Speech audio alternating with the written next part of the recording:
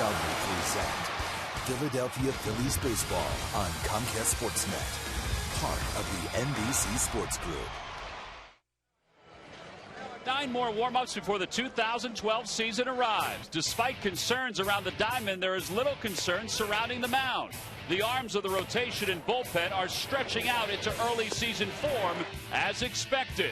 While the days grow fewer, the arms get stronger. And Joe Blanton is the next step of that process today.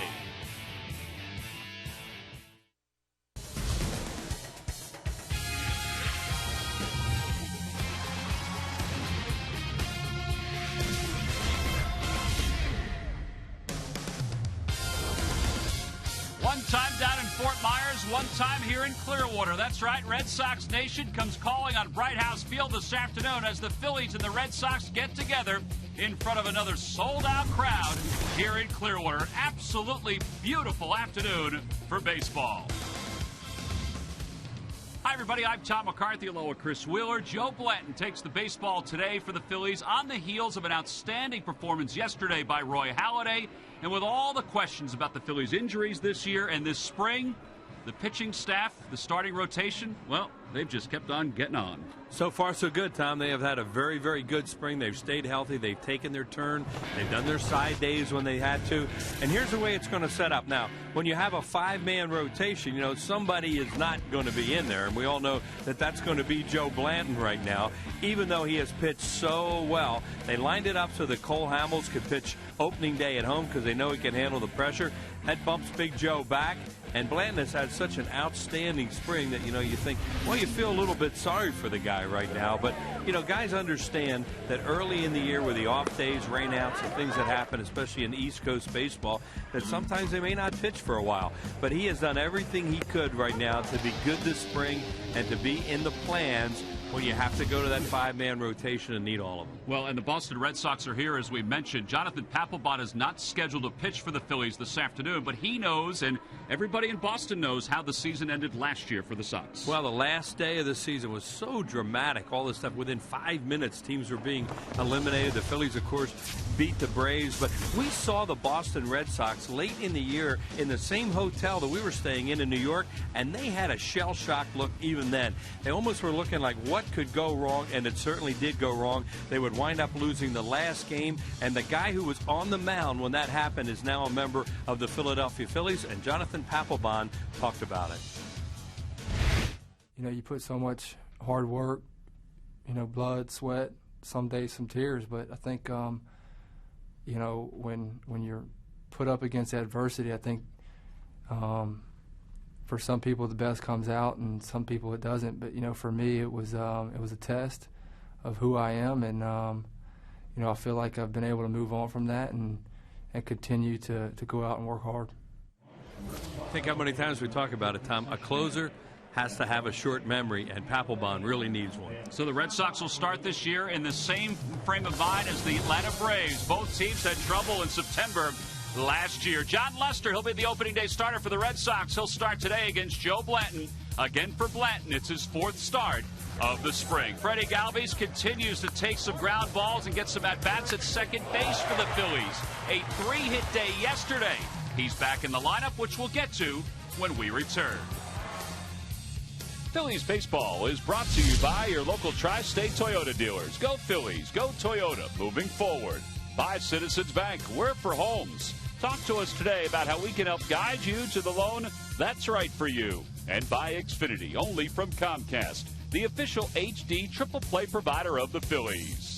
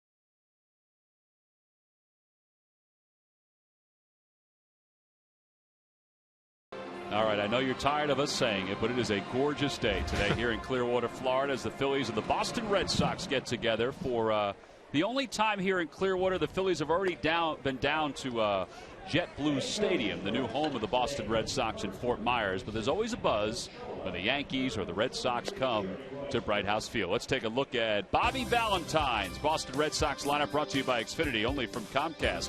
Leading it off at third base, Nick Punto. Dustin Pedroia, the second baseman, bats second. David Ortiz hits third, followed by Cody Ross and Jared Saltalamacchia. Ryan Sweeney's in right field. He'll hit sixth. And the bottom third of Iglesias, Repko, and Lars Anderson. And they will face Phillies right-hander Joe Blanton, who is the fifth starter for the Phils. He will not start in the first week, but he's done very well this spring, getting set for his fourth start on the big field. Yeah, as we talked about in the opening, he's kind of the odd man out right now, but not because of his performance. He's ready to go. Nick Punto digs in, and the first pitch of the day is in there for a strike. That's one of the things that Joe has done, is he has thrown strikes so far this spring. See his scouting report coming off an injury-plagued 2011. See Nick Punto up there. The last time we saw Nick Punto, he was running the ball over to Albert Pujols in that brutal 1-0 loss to end the season. Fast but excruciating. Oh. Foul ball off the hand of Ruiz, and that nicked up Carlos a little bit. Punto is wearing number 5 for the Boston Red Sox, last worn by Nomar Garciaparra. Back during the offseason, Punto called Nomar, and Jack McCormick, who is the longtime equipment manager for the Boston Red Sox, talked to Nomar, check out it, see if it was okay, if Punto could wear it, and Nomar said it was absolutely fine. Punto is a former 21st round pick by the Philadelphia Phillies. Yep. Nick was a shortstop coming up, and he's turned into a pretty good utility player, bounced around a lot. Speaking of Nomar, there he is with John Shambi. And Nomar's doing the national telecast of today's game. The 1-2 pitch. Swing and a miss. He got him with a breaking ball. Looked like he threw him kind of a hanger there, too. And Punto swings right through it and strikes out. Joe threw him some really good pitches to set this up. And watch how far out in front of this he is. See that? He didn't see that out of his hand. Really fooled him, because that's not necessarily where Joe wants to throw that thing.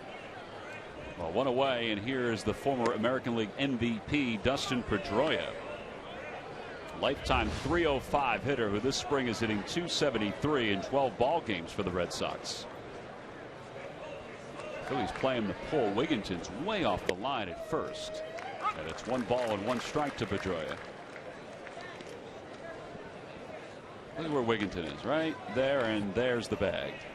He just doesn't hit the ball the other way that often. He swings. It never ceases to amaze me how good a player Dustin Pedroia is for a little guy who can swing that hard and get away with it. Most smaller guys really can't do that. But well, look what he's done in his career.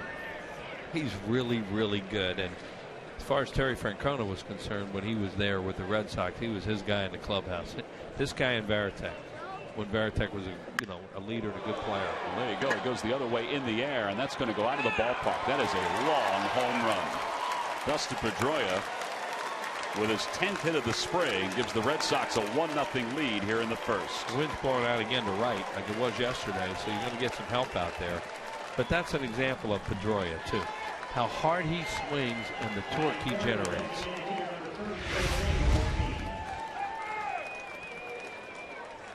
That ball ran right back over the middle of the plate and up, and he just hammered it over everything towards the lake out there. So 1 out, 1 in for the Red Sox. Here's David Ortiz. One thing was really nice to watch, him go around the bases too. I mean, I know sports is all showbiz nowadays, or a lot of it is, and you gotta do all those little things. But I like to see a guy run around the bases after he hits a home run, and not just take his time. 1 ball, 1 strike the count. David Ortiz, who's a home run hitter who does take his time from time to time. Oh, yeah. Well, as I said, it's all part of it, and you just understand that, but there's nothing wrong with liking it the other way either. Kind of like Chase Utley. Chase exactly motors around the bases. The ball's hit well to right, playable for Montañez. At least it looked like it was hit well off the bat, but it had some top spinners hit off the end of the bat. And there are 2 outs. He really fooled him with something, Tom, and got him out front to where he hit it off the end of the bat. Because if Poppy got a hold of one today with the wind blowing out to right, look out fish out there. How about the memory of the Phillies fans? Cody Ross was just introduced, and it's the loudest boos we've heard all spring. Right. And that was 2 postseasons ago when he killed the Phillies with the Giants. Ross takes a fastball inside. It's 1 ball and no strikes. Ross is 11 for 31 this spring, a .355 average. Swing and a miss. 1 ball and 1 strike. Cody Ross last year played for the Giants. In fact, he played for the Giants the last year and a half. Helped them to the World Championship 2 years ago. A former Florida Marlin. He was when they hit 2 home runs with Roy Halladay in the first game of postseason. And none of us, well, you're surprised to see anybody hit 2 home runs off Roy, but not to see Cody Ross hit home runs at Citizens Bank Park because he wore the Phillies out with a fish. A little low, 3-1 for his career. He has 13 home runs against the Phillies. Last year, though, the Phillies held him in check. He was 1 for 15 as a member of the Giants.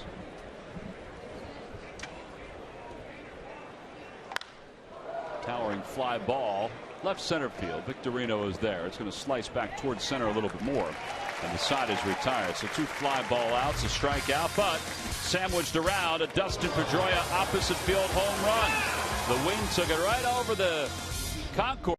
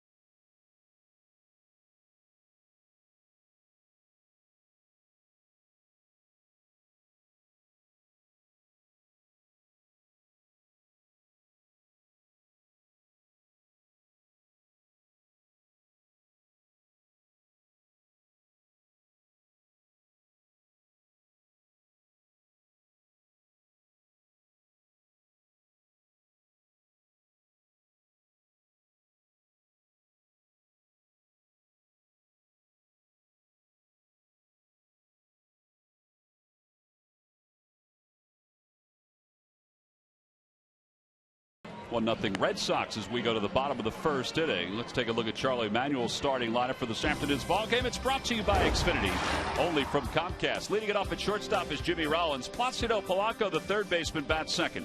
Shane Victorino hits third, followed by Ty Wigginton and John Mayberry. Carlos Ruiz is up to the 6th hole. Luis Montañez, the right fielder, bats 7th. Freddie Galvis hits 8th, followed by Joe Blanton, the number 9 batter this afternoon. And they'll face Red Sox left-hander John Lester, who will start opening day against the Detroit Tigers for the Red Sox for the 2nd consecutive year. Hasn't had a great spring stats-wise. This guy's quality, though. You know, if your team's opening day pitcher as good as Boston, pretty good pitcher, but this guy can really pitch. You know, he can pitch inside with that good hard cutter and put that at the bottom. He is an outstanding competition guy. Now Jimmy Rollins will lead things off. Rollins this spring hitting .267, 12 for 45. And he shows bunt, takes inside and low. It's 1-0. And Lester comes right inside with the first pitch, and he can break some bats. Rollins has scored 6 runs. He's been trying to bunt a little bit more this spring.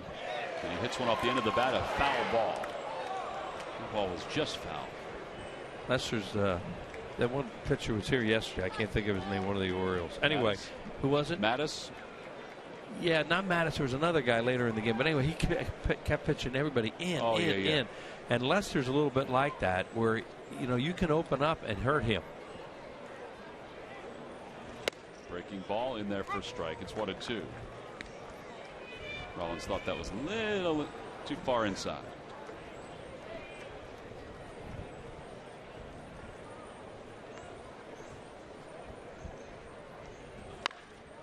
toward third, past Samuel. See if they, when he starts to go outside a little bit, go away. And the ball girl down there is going to get a lot of activity today with Lester. Everybody down the third baseline, stay loose with right-handed hitters because he pitches inside so much, and they hook a lot of fouls. Another foul ball. Yeah, just stays in there. All right, Wills, here's my list of pitchers from yesterday. Go ahead. I know it wasn't Pat Neshek. No. It wasn't Jason Birkin. Maybe Troy Patton. That's the guy. I knew I'd get to it eventually. Yeah, thank you. It'd be hard for me to find my score sheet from yesterday. It's in the recyclable somewhere. During the season, I keep everything. To the count. It's like right now when you watch Lester, why would you even look away? I mean, sooner or later, I guess he's going to go out there.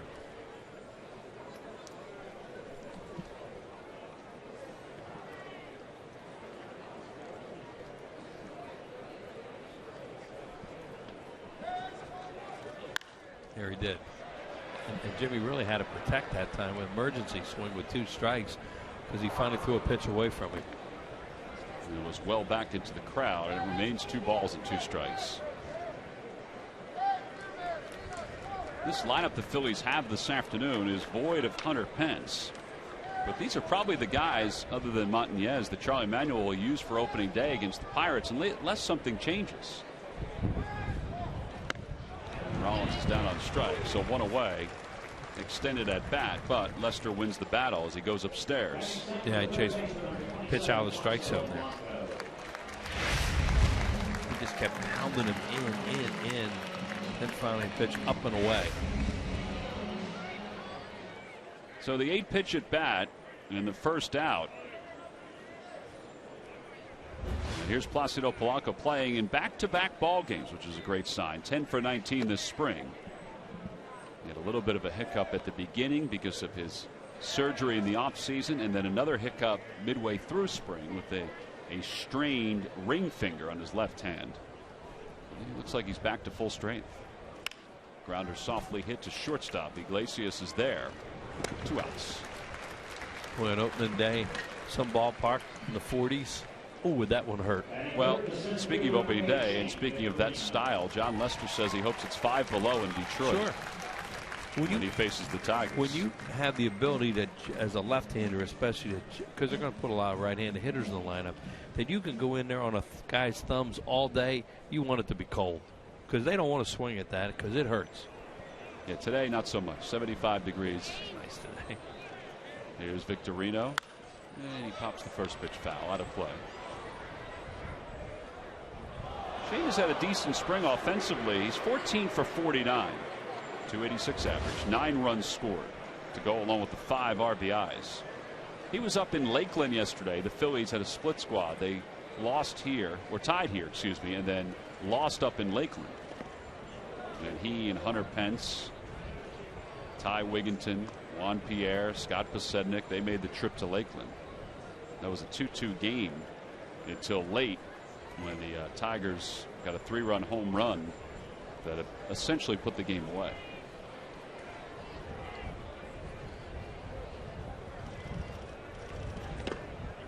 2-1 the count to Victorino. Can't help but notice that Bobby Valentine and his staff do not sit outside the dugout.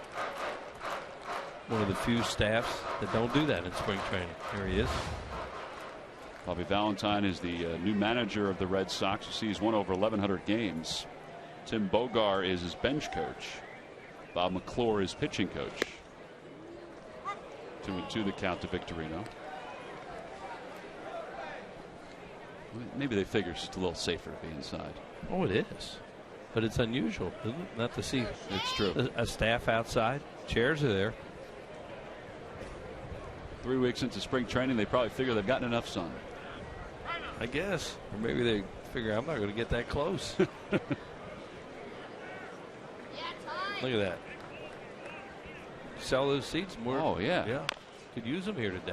Do like a raffle for best seats in the house. Best seats in the house, right? Rich Doobie is in his normal spot. Fearless. Pete Buchanan is back from Lakeland, where he skippered the Phils yesterday. Charlie's in the dugout.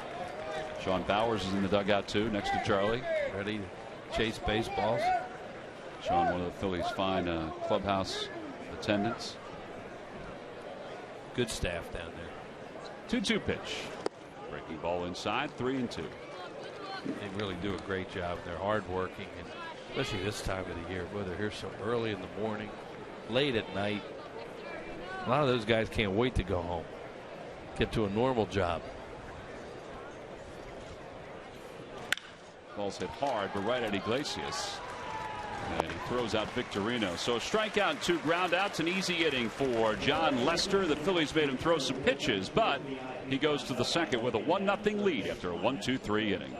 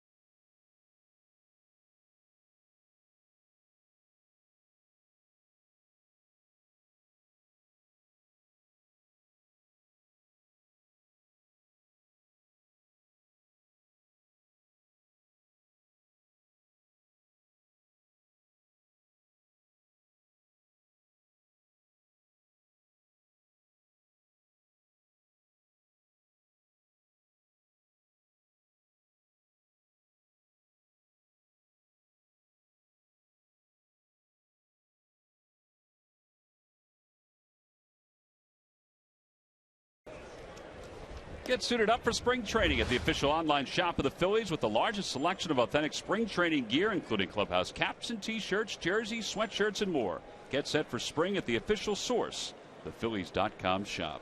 And as spring training winds down, you can get some of the same items that are available now once the regular season rolls around. Jared Saltalamacchia will lead it off for the Red Sox, switch hitting catcher. And the first pitch from Joe Blanton is taken on the outside corner. It's 0-1. Saltalamacchia at one time was a big-time prospect for the Atlanta Braves, was traded to the Texas Rangers in the Mark Teixeira deal. You remember that one. And he brought with him the longest name currently in Major League Baseball. Need broad shoulders to read that name. Yeah, it's a good thing there wasn't a smaller player like, let's say, Iglesias, who's due up after Ryan Sweeney. If he had that name on the back of his jersey, there'd be numbers and letters disappearing. Swing and a miss. It's 2-2. There it is. Wow, look at that. Smaller guy would be tucking that right into his pads. Wouldn't see it. It'd be named Kia. Off the end of the bat, a base hit to right field.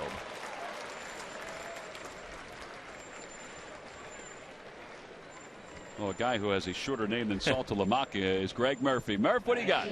Yeah, no doubt about it, guys. Yesterday, or actually today, Ty Wigginton getting the start at first base, but yesterday it was the big guy, Jim Thome, getting his first major league action, playing the field at first base, and he got right into it in the first inning, getting a little bit of action, getting involved in a rundown. And I talked to him about it yesterday. I said, how did it feel when you got out there on the field? He said, you know what, the adrenaline was really going, and it was a lot of fun. And today, right back at it, working on the short field with Sam Perlasso, getting his work in again, working on pop-ups, working on ground balls. And guys, I think that's a really good sign, because one of the questions Jim had was how was his body going to feel after playing in a game, and he was back out there getting his work in again today. So I think that's good news for Phil fans. Yeah, I agree with you, Murph. He not only did that with Sam, but he also, when the Phillies were taking batting practice at the Carpenter Complex, as the ball is ripped down the right field line by Ryan Sweeney, played well by Montañez, who holds Sweeney to a single. But Saltalamacchia goes to third after he after the Phillies went to the Carpenter Complex, he took ground balls even at first base there before going to the half field. So I think all that's a great sign that he'll be able to be back again over at first base real soon. So 1-0 Red Sox. They have runners on first and third with back-to-back singles here in the second. Phillies will play the infield at double play depth early in this game. And Jose Iglesias, Cuban defector who a couple years ago signed a 4-year deal with the Red Sox. Swing and a miss, and it's 0-1.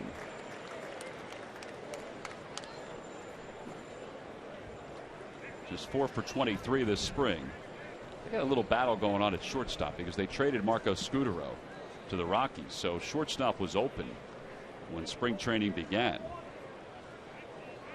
He went, according to the home plate umpire, Phil Cuzzy. I don't think they're totally sure who the opening day shortstop's going to be.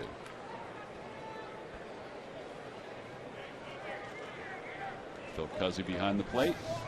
Eric Cooper, Marty Foster, Dan Iasonia, the normal crew.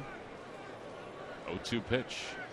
Ground ball towards shortstop. That should be 2. Rollins flips low. Galvis able to hold on to it. Oh, they say he's off the bag.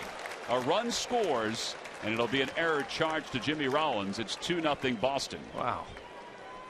Never see him do anything like that, and that has nothing to do with not being familiar with your double play partner. That ball was hit hard, a dead double play ball. It's almost like it stuck in his glove when he flipped it. Let's see what happens. No, he just I don't know. Boy, I thought that Freddie held onto the bag. And we talk about Jimmy having so many different double play partners, but a double play partner was there this time. It had nothing to do, with the partner. He just didn't get the ball out of his hand correctly to get any elevation on it. He threw him a grounder, threw him a one-hopper. And it was so easy, that double play. That wasn't even one where you worry about the guy being there, right? The guy being under pressure. There's all kinds of ways where you could have a lot of things where you're thinking about, I got to get him to him quick. That was as routine as you could ever see. Jason Repko in the hole, no balls and 1 strike. Swing and a miss. It's 0-2. Have to admit that's probably the first time that there's been a miscue between Rollins and Galvis. I'll be honest with you, I have never, in all the years we've seen him play, do that. Something like that. Whether it's stuck to his hand or they ask. Because, be honest with you. Breaking ball and a call. Strike 3. It's almost like he had pine tar on his hand or something. So 1 away. Second strikeout. First baseman number 62, Lars Anderson. It was a good pitch by Joe. Big old curveball just froze him.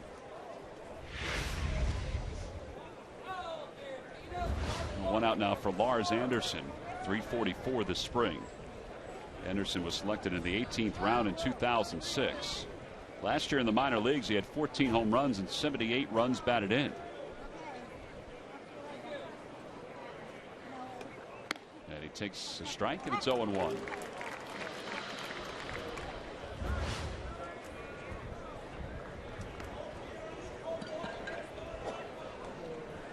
good size at 24 years of age.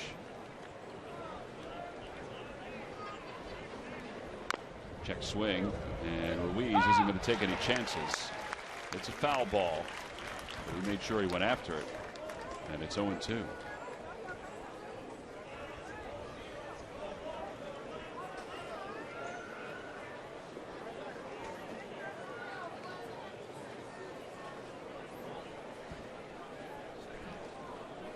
Lars Anderson has a little trouble at first base for the Red Sox because Adrian Gonzalez is there. Yeah. Anderson is listed as the backup on the depth chart. It will be for a while. The 0-2 pitch. Down and away. 1 ball and 2 strikes.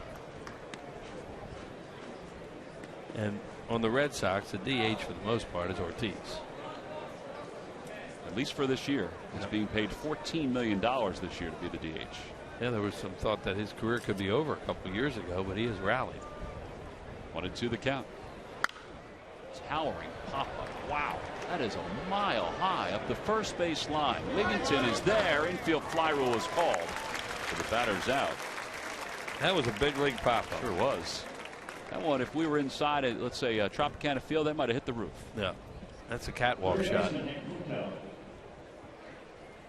But the umpires sized it up, of course, calling infield fly rule on that play. So even if it had dropped, the batter was out. That'd be one you could lose in the sun and get away with it. Well, back to the top of the order for the Red Sox. Blanton trying to get out of this inning. He's allowed a run. And Nick Punto, who struck out his first time up.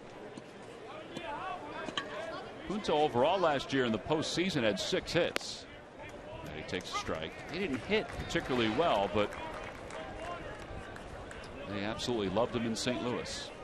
Well, he got some big hits for them. He played defense at second.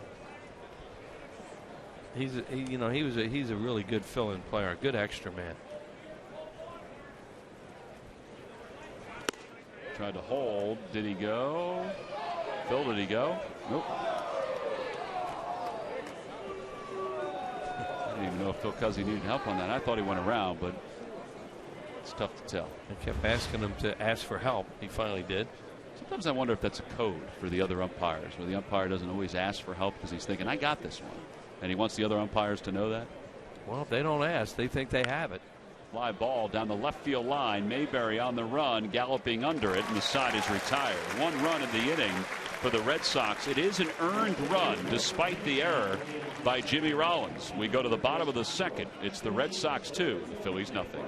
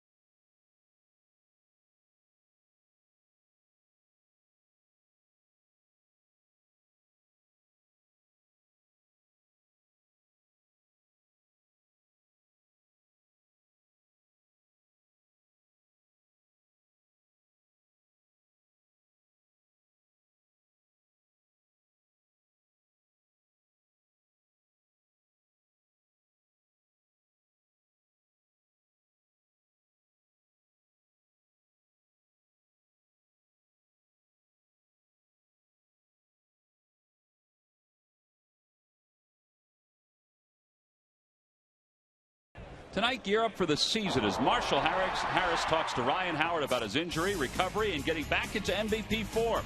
Watch Phillies Focus presented by Schuylkill Valley Sports tonight at 11, only on Comcast Sportsnet. Marshall was down here last week as the Phillies continued their spring training. Only a week to go. Well, less than a week now. Yeah. Phillies will play their final home game here at Bright House Field on Saturday, and then off to Disney on Sunday to take on the Braves. Be home next week playing the Pirates. At this point, we'll be preparing for the Pirates. Yep. Preparing for the the Chamber of Commerce reception at Citizens Bank Park in the afternoon. It was a great event. There are tickets that are still available for the On Deck Series. As Kai Wigginton leads it off, 2-0 Red Sox. Wigginton takes inside. It's 1 ball, no strikes. Wigginton's 11 for 44 this spring. He has 4 doubles.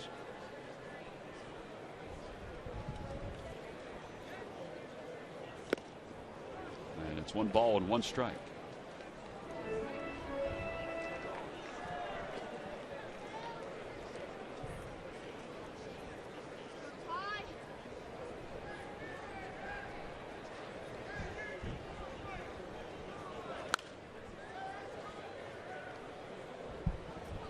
I mentioned that this is partially, with the exception of Hunter Pence, probably the guys that will be in the starting lineup when the Phillies face the Pirates. That would include Wigginton over at first and John Mayberry in left field. On the inside corner, Wigginton is rung up for the first out. Second strikeout for Lester. That's because there's a lefty, Eric Bedard, that's scheduled to start opening day for the Pirates out in Pittsburgh. So Charlie Manuel, who does have many options, even with the injuries to Ryan Howard and Chase Utley, will probably go mostly right-handed. Well, no surprise where he got his out. Zip right on that inside corner where Lester really likes to work with that fastball and the cutter. Well, one away. Here's John Mayberry, and Mayberry takes a strike. It's 0-1. Mayberry's 13 for 60 so far this spring. 8 runs batted in. Just trying to get it going offensively. That was the slowest curveball he's thrown today. Yeah, he doesn't throw that very often. I don't believe. You know, you're so used to throwing all that hard stuff in.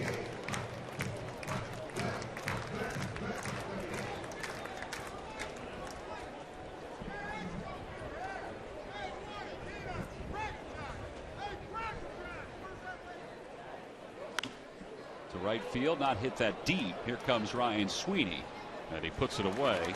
Second out of the inning, so 5 in a row retired by John Lester.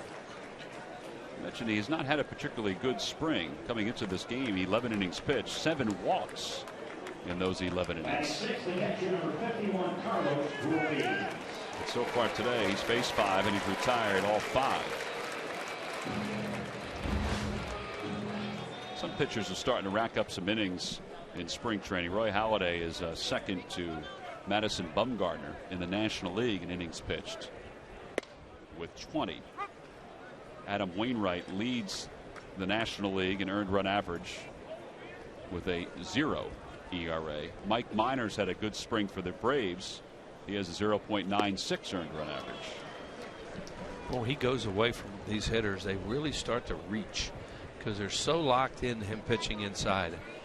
One of many reasons why Lester is so good, because he's not that predictable. Now he might just come right back in there with 2 strikes.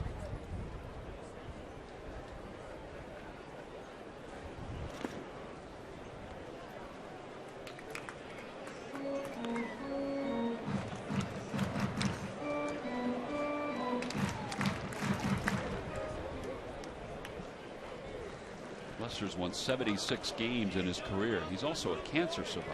Yeah. Remarkable story.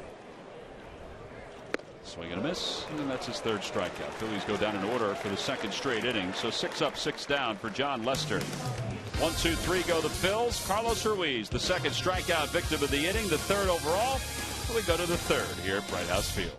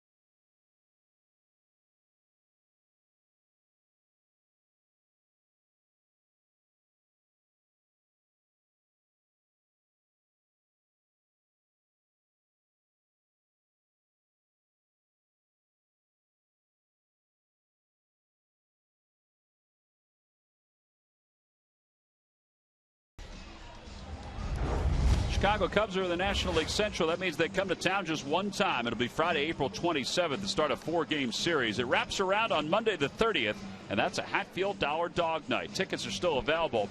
And also on Sunday the 29th, it's the Fanatics' birthday. It's brought to you by Citizens Bank, a free Fanatic bank for fans 14 and under. Go to Phillies.com, check out that series and every other series that's coming up.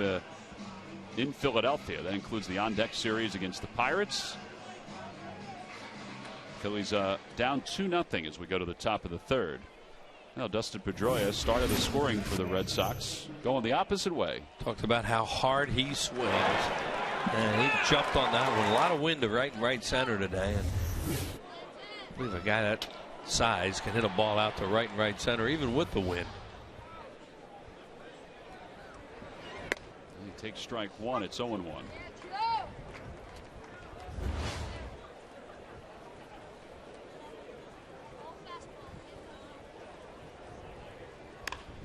Looks that one to left field, playable for Mayberry. That's off the monster. Which one? The one in Boston or the one at either one? JetBlue Park down in Fort Myers. But they have 3 stadiums down in Fort Myers now. That's right. They still have the old Red Sox facility that they're trying to get somebody to come into and play. There's been rumors that the Washington Nationals might move down there. Be good 3 Fort Myers trips. Well, they're just trying to get more teams around the Florida area. Yep. Around the same areas. Ortiz hits it right into the shift. Galvis has it and throws him out. What they really like is to have a new team come to Florida and even some things out. You know, as you said, Tom, you put Washington in there, that sounds all right, but they're already here. They're over on the East Coast. Right. The Reds left a few years ago, and White Sox, the Indians. Yeah, they all went to Arizona.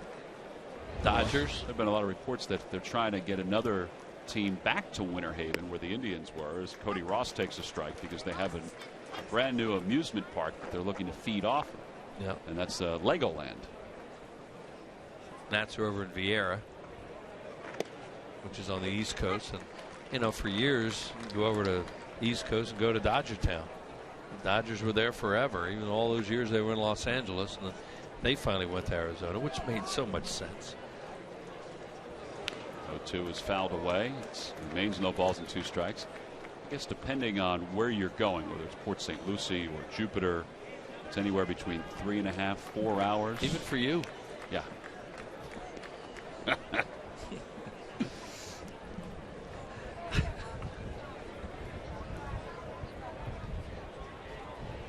I've made that trip before. Oh, me too, back in the old days, because Larry Schenk wasn't going. Ball's hit to third. Polanco playing back behind the bag, takes care of Cody Ross. Nice job by Joe Blanton. He's retired 6 in a row. 1, 2, 3 go the Red Sox. We've completed 2.5. We go to the bottom of the third. Luis Monson.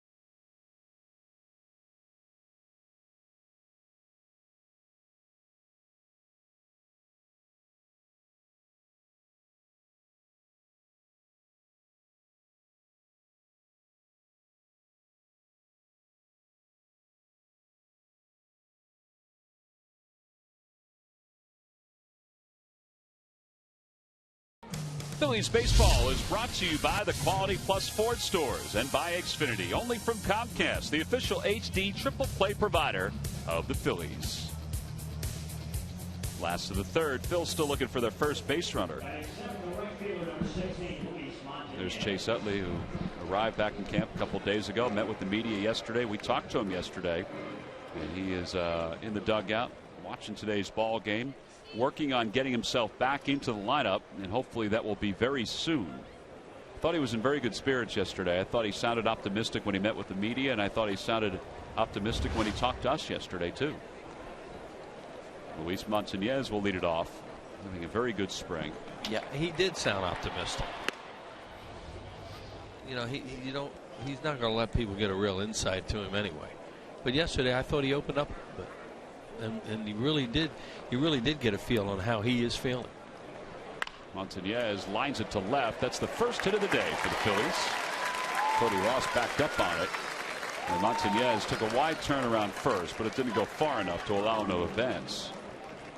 Phillies have the leadoff batter aboard against Lester.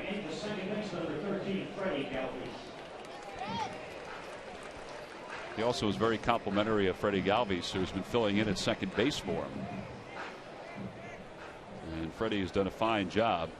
A much different player than that guy.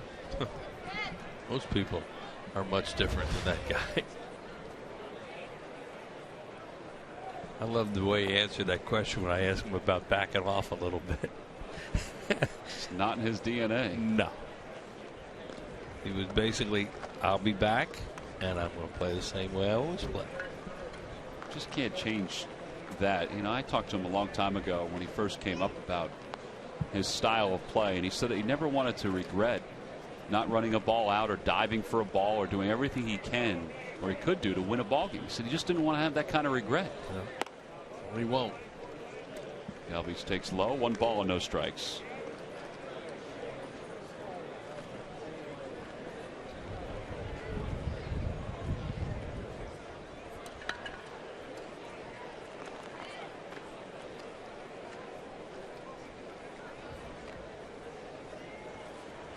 That ball's hit hard inside the third base bag, down the left field line and going to the corner. Montañez to third. He's going to wind up being Wade Tome.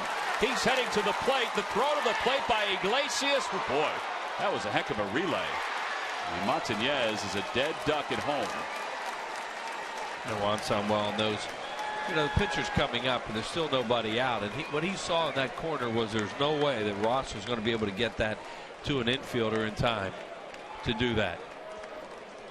Because he waited right to the end on Montañez. What happens here? Does it come right back to him? Oh, yeah. Right back to him. Cody Ross did a great job hitting the relay. Bam. Out at home plate. That was a really nice job of execution there by the Red Sox.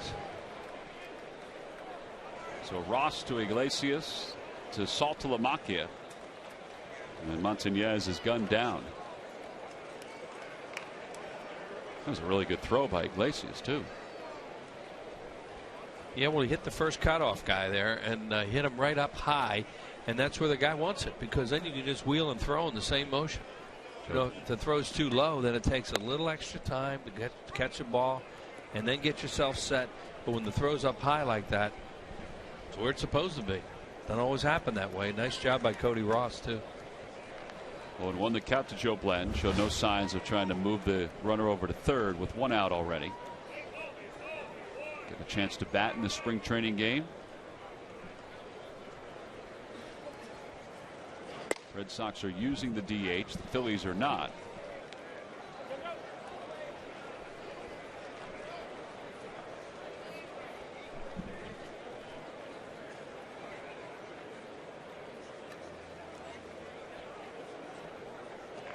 Charlie used the DH a little longer because of Jim Thome getting some ABs this spring. And Blanton's down on strikes. Waved at a breaking ball. 2 outs. That's what Joe hopes that hitters do to his breaking ball. Bobby Valentine taking over for Terry Francona this spring. He was a broadcaster last year. Last managed in the big leagues with the Mets and last managed over in Japan. And I have to admit, I'm surprised it took him this long to get back in the game, aren't you? Yes. But I can't help but wonder how that is going to work out. That is some market for his personality. And his intensity, too. Oh, that's part of his personality. Jimmy Rollins, the batter, and he's hit by that pitch, so he'll go to first.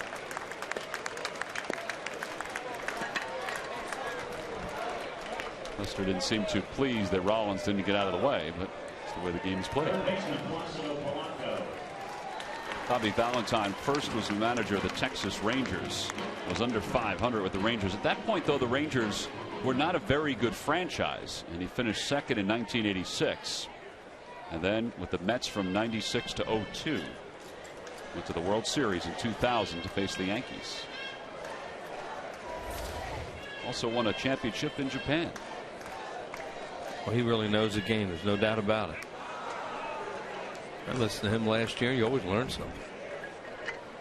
Placido Polanco's the hitter, and he takes a strike. It's 0-1. Polanco grounded as short his first time up, so he's 0 for 1.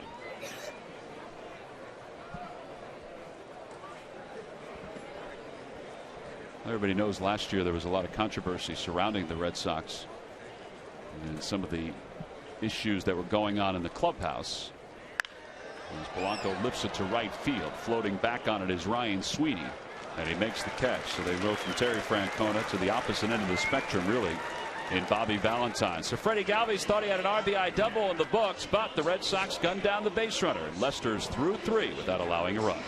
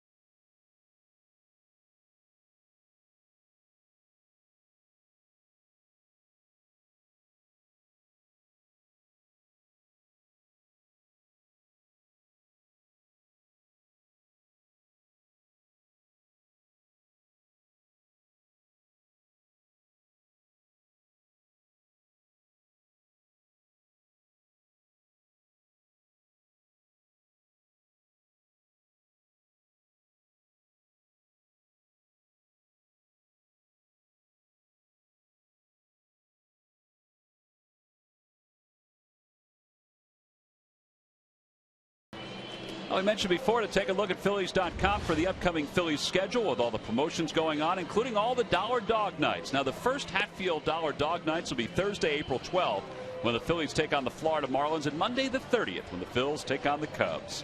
Again, go to Phillies.com to purchase your tickets for those 2 games and every other game going on at Citizens Bank Park.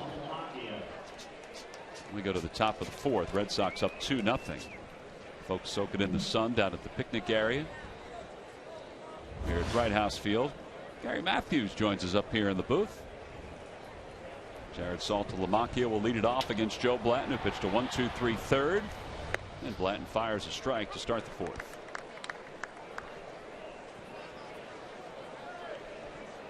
Saltalamacchia singled and scored his last time up.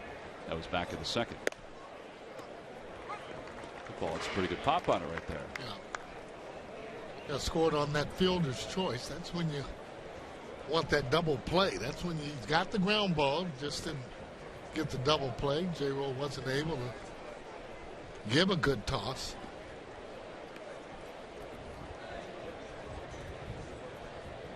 Overall, though, he's kind of settled in after the first couple of innings. You know, they got some pretty good swings against him, but now here in the 4th, he comes back with that pitch that was awfully close. Yeah, it's 2-2.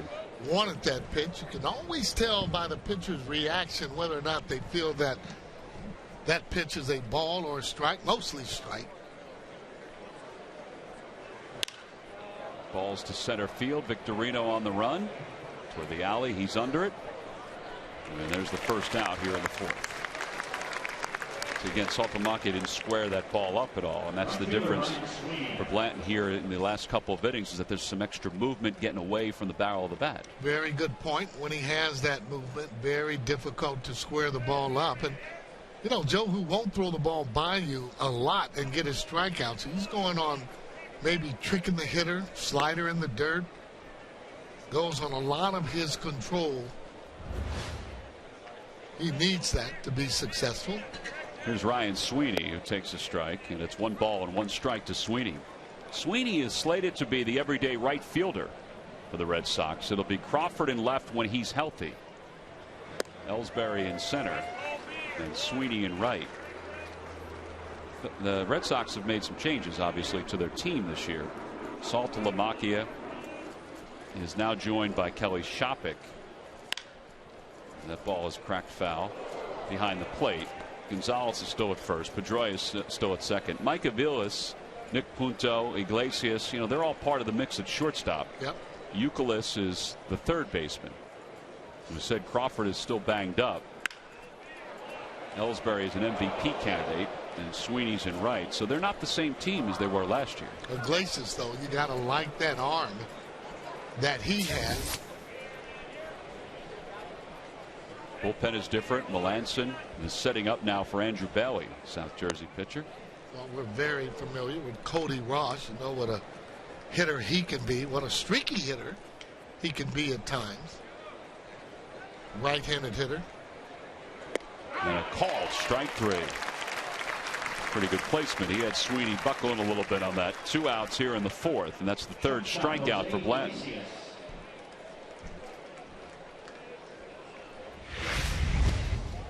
There's some of that movement that you're actually talking about. Hitter gives up on it. See how much it moves. Don't have to throw the ball hard. It's all about location. Well, Iglesias shows a bunt, and he takes a pitch for a strike. It's 0-1.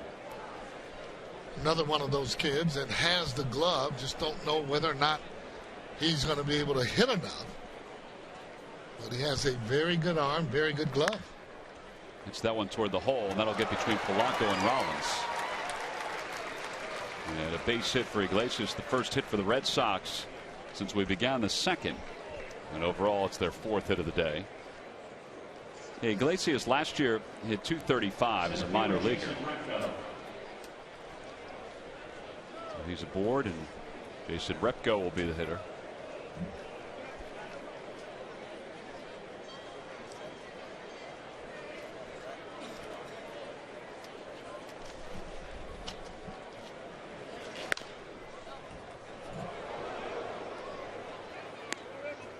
Repko, his first time up, went down looking on strikes. He's the number 8 batter for the Red Sox.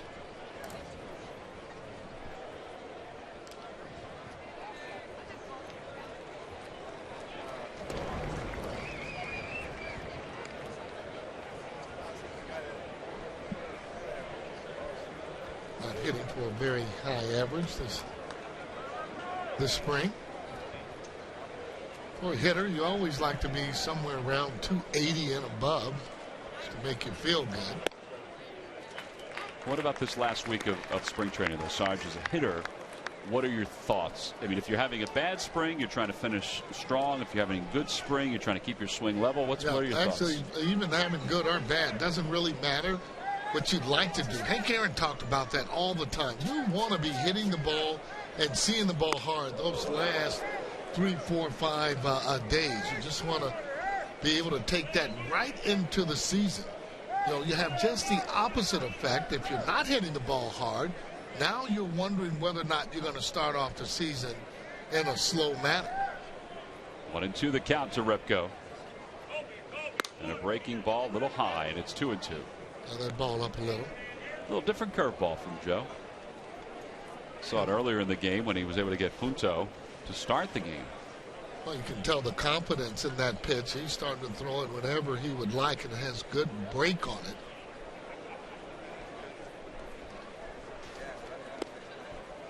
And now the runner will be off with 2 outs in the count 3-2.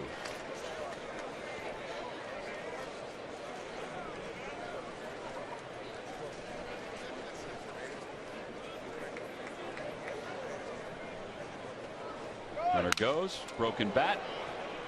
Soft pop up over to short, and Rollins will take care of it. Another scoreless inning for Joe Blanton. No runs, 1 hit, 1 man left for the Red Sox. We go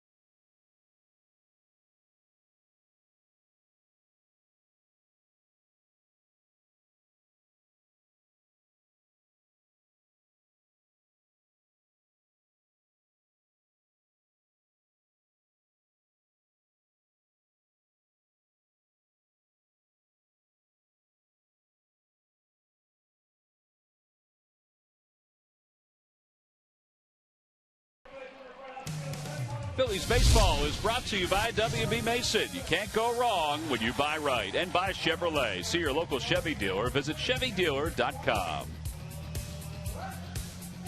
Bottom of the fourth inning here at Bright House Field, along with Gary Matthews, the author. I'm Tom McCarthy. Phillies down 2-0. Berm is filled up with fans who earlier today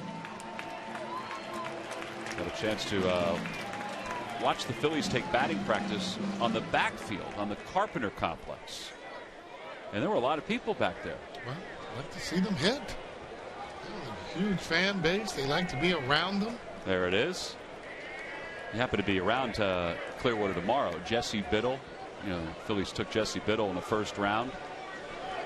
As Victorino bunts toward the first base side, and he's tagged out, one away. He'll be pitching on one of the backfields. Well, we talked about that before on those bunts. It's just not a good play if you're not going toward the lines, and if you're going to push that ball, you got to make sure it gets by the pitcher.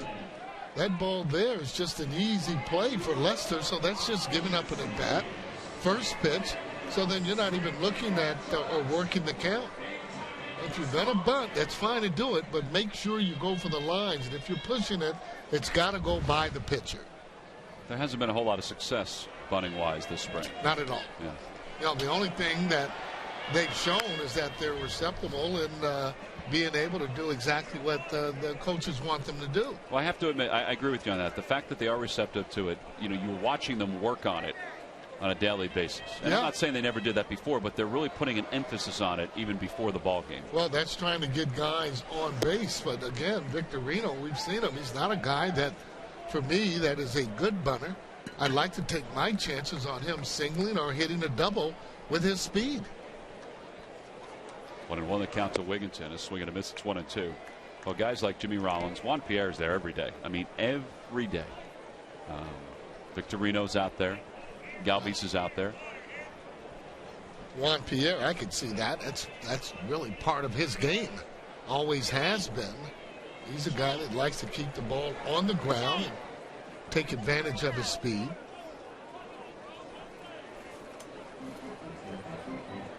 There's Juan.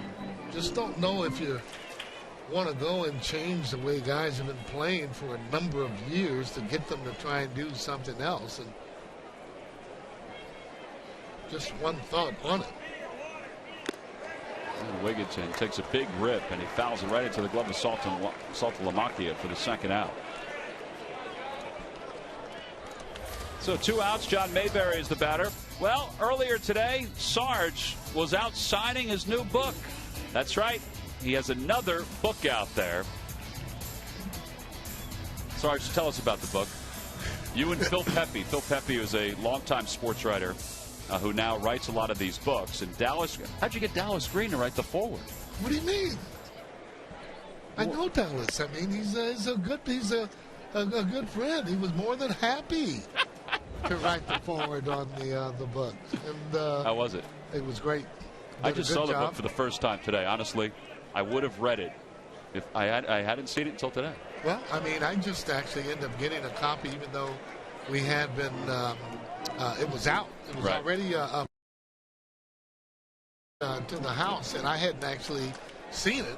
You know, just a rough draft. But you know, I'm going to make sure. And I talked with Tip earlier today to make sure that all of our immediate friends have one, and I think it'll be for good reading and good conversation. All right, so it's called Few and Chosen. A Few and Chosen. It's your thoughts on the best Phillies players at each position, right? Is that what it is? Basically, that is exactly what it is. And actually, I went through and asked Wills, and so just happened to have one, huh? I just happened to have one, and I opened a page to Mike Schmidt. Well, that's pretty easy there. I mean, he's the all-time third baseman, not just with the Phillies, but I think all over baseball. Well, John Mayberry is down on strikes to finish up this fourth inning. Few and chosen, defining Phillies greatness across the eras. There it is. Sarge signing away. We may see another book signing or two sometime down the road.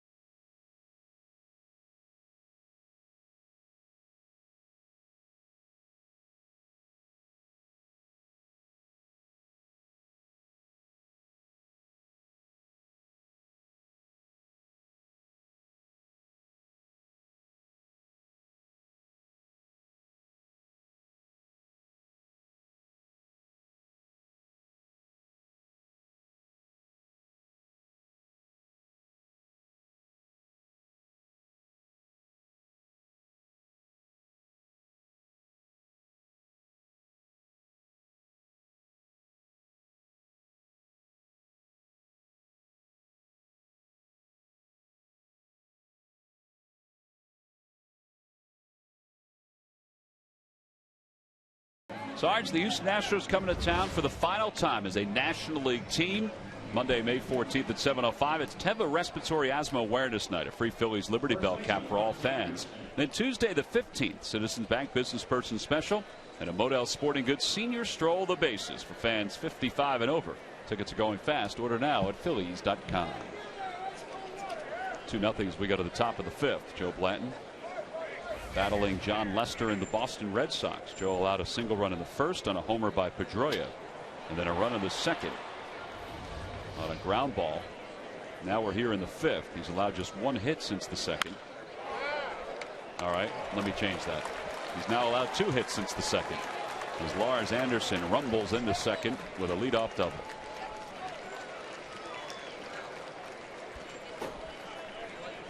I almost think he was looking for that.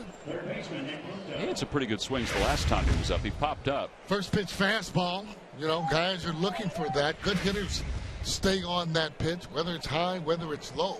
Usually you have a pretty good rip if you're looking for it and you get it. There's Nick Punto. He's 0 for 2 and he takes high. It's 1 ball and no strikes.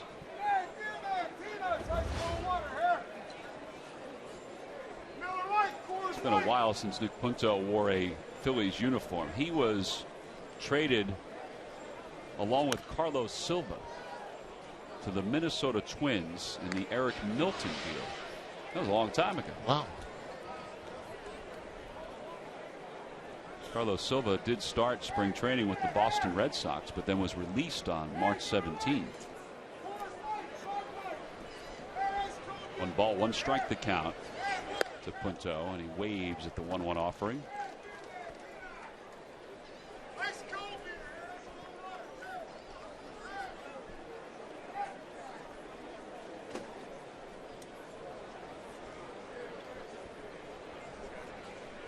Same thing applies. You want to try and get that runner over. Well, those are the situations. It's not okay. It's okay to bunt. There's a half swing there.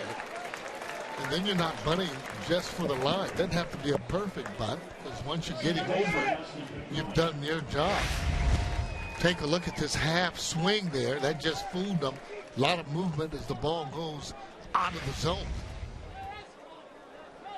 So Punto's retired, 1 away. Dustin Pedroia is the batter. Pedroia homered his first time up. Flied to left. I'm going to put you on the spot here, Sarge.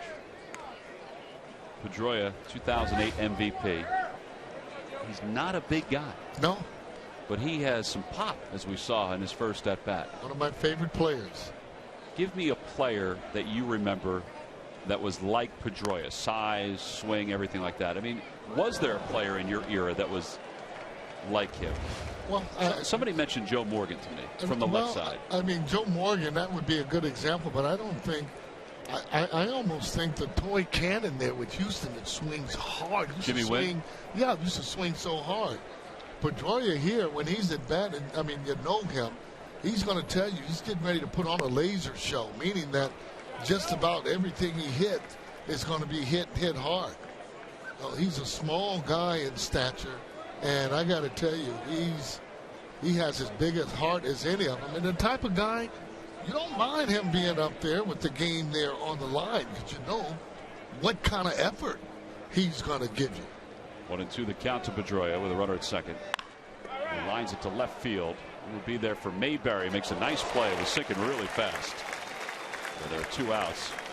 All right, so Jimmy Wynn, 5'10", 160 pounds. That's not big at all. No. I didn't realize he was that small. Oh, no. And, I mean, he hit some long home runs when you look at it in that dome. And that was a difficult ballpark to hit home runs in. Yeah, Jimmy Wynn played 11 years with the Astros, had 223 home runs. And he went to the Dodgers. Correct. And then he finished up with Atlanta, the Yankees, and the Milwaukee Brewers. All right, that's a pretty good comparison. Different position, obviously. I was only going on the height. Right, I agree. And just so everybody knows, he was an outfielder. Yep. You know, as opposed to the left-handed hitter, and I didn't think Joe Morgan swung as hard as Dustin, for sure. 0-1 the count to David Ortiz. He's 0 for 2. And Ortiz lines one to center field. That'll be another run. It'll be an RBI single. Anderson scores from second. Just the 8th hit of the spring for David Ortiz. It's 3-0 Boston. Boy, that's serious hitting right there. Not even trying to do anything other than just driving the ball. It appeared that he kind of brought his hands inside out at that ball there as it goes in to center field. You wonder why this guy drives in 100 runs every year. There it is right there. Take a look at it. His foot will be down. He stays on top of the ball, and that's what you want your hitters to do. Well, now Cody Ross. And Ross whacks the first pitch foul off his foot. It's 0-1. Well, everybody will tell you, all the hitting coaches will tell you, you got to have pretty good balance in order to be a good hitter. And when you look at some of the hitters around the league, they do have good balance. Always exception to the rule, but that stroke for Big Papi, that was pretty smooth. Hector Neris is warming up in the pen for the Phillies. Phillies have a number of minor leaguers that are going to be part of today's game. Take a look at it as his foot's down. See, he's not over swinging, and look at his eyes. Eyes going right down there on the barrel, but when you don't over swing, you're trying to drive that ball, you get good results. A little low. 2-1 the count to Cody Ross. Well, there are times that he would go up to the plate and look for a pitch to try and elevate. And that would mean he's probably down or the score is tied. When you're trying to add on, you're just trying to drive the ball as opposed to losing that ball game and you're taking a shot to try and hit the ball out of the ballpark. Usually that's late in the game, 8th, 9th inning. David Ortiz with 320 home runs, 320 of his 378 with the Boston Red Sox. Probably will not catch Dwight Evans this year. Cody Ross launches one deep to left field. Look out, Tiki Bar. Wow. A 2-run home run, and that's given the Red Sox a 5-0 lead. It's their second home run of the afternoon. Wow. Phillies held him in check last year with the Giants. He was 1 for 15, but he has 13 career home runs, not counting spring training, against the Phillies. Well, we've seen a few of those, and this has got to be another fastball. Kind of as if he was kind of leaning back. Look how he leans back. Almost, he does a little bit of a flip there. Watch how he leans back here. Lean on me. Kind of like Bill Withers was sing about a little bit there, Tom. Know that ball was out of the ballpark. Well, he certainly knew it. He knew it. Bill Withers knew it. Everybody knew it. Well, he just, he gets good extension, and you know that that ball is out of the ballpark. And if you don't, look at that hitter when he flips the bat. More than likely, it's going out of the ballpark. 5-0 Red Sox here in the 5th. And Jared Saltalamacchia takes low.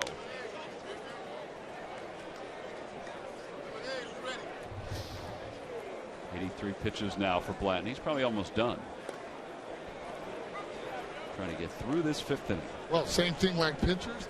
Your last few starts, you don't want them to be bad starts. You want it to be where you're polished with your pitches, not giving up runs, too. Don't want to start the season with being negative about any of your pitches.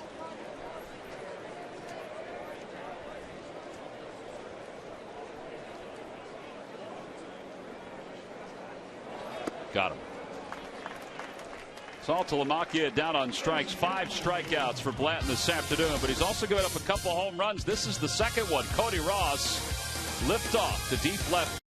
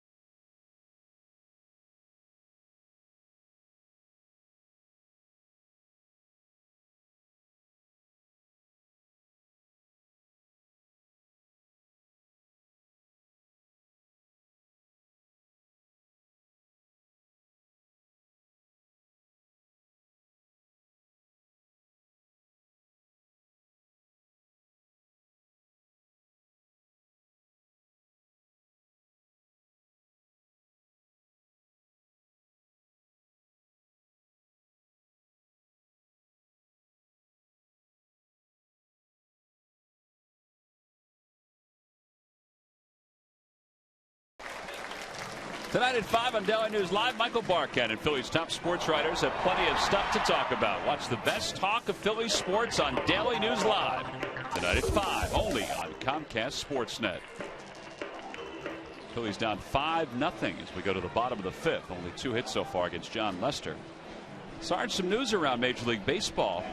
Miguel Cabrera says he will be ready for opening day, but he's still day-to-day after getting hit with that ball off the bat of Hunter Pence here at Bright House Field last week. David Wright making a spring debut today, and he also has a base hit. Jason Bay, he was hit by Steven Strasburg on Sunday. He's a little nicked up right now. Oh, boy. You'd have to be.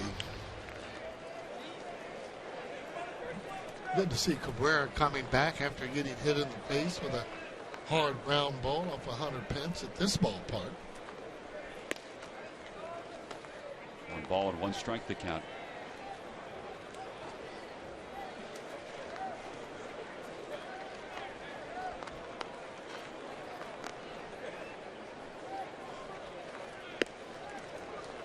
Outside, 2 balls and 1 strike. I think this is going to be a busy week for Major League Baseball. There'll be a lot of players who will be given their release so they can try to find jobs elsewhere. At least you would think that. Good point. No, that's what most teams try and do, especially if they're not going to use a particular player. Ruiz rolls it to short. Iglesias throws him out, 1 away. 5 in a row retired by John Lester. And here comes Luis Montañez. Sarge, we've talked about Luis Montañez and the fact he chokes up every single time he goes to the plate. Greg Murphy had a chance to catch up with Luis about that. And Murph, what did he tell you about that? I did, Tom. Interesting conversation with him. He said it's something he's always done, even way back to Little League. Just got in the habit of choking up on the bat. He said part of the reason was he was always using bats with a big knob at the end of the bat. Unlike a regulation bat, his always had a big knob at the bat, so he had to choke up on it. He has since this year moved to a normal bat with a regular-sized knob at the back, but he tried to put his hands all the way back down. He said it just didn't feel comfortable, so he went back to what he knows, and it's been working for him. He's opening some eyes this spring. Yeah, 14 hits and 41 at-bats so far this spring. And, well, that's interesting because he probably didn't have the knob at all. It was probably just a wide thing, right, Murph? It wasn't, you know, where it is right now, a regular bat. It was probably just a wide piece of wood on the bottom. It looks like, well, it actually does look like the regular knob, only it's almost double in size. He had a couple of the bats in his locker, so I took a look at them. But it's interesting. You know, I said, you know, normally you see guys with, that are singles hitters and that choke up on the bat. I said, you seem to have a little bit of power. And he pointed out a guy named Barry Bonds used to choke up on the bat. He had a little bit of power, too. So I said, good point. Yeah. Yeah, different kind of power, however. Usually guys will choke up on that there, Murph. That's because of really more bat control. I know back in the day they used to have that bat called a U2 that didn't have a knob on the end. That's what I was thinking, yeah. Would actually choke up on the bat there. Manny Alou used to use that bat, a heavy bat, chop down on the ball there, led the league in hitting one year, I should say. Nellie Fox was another one that used same type of bat where they had no knob, so players were actually choking up on their bats a lot more, and it does give you better back control, even though Montañez struck out on a bad pitch. Well, he's the second out of the inning, 7th strikeout for John Lester. And Freddie Galvis is the hitter. Hunter Pence is out on deck to pinch hit for Joe Blanton. And the first pitch over for strike. It's 0-1. So Joe will be done after 5 innings of work.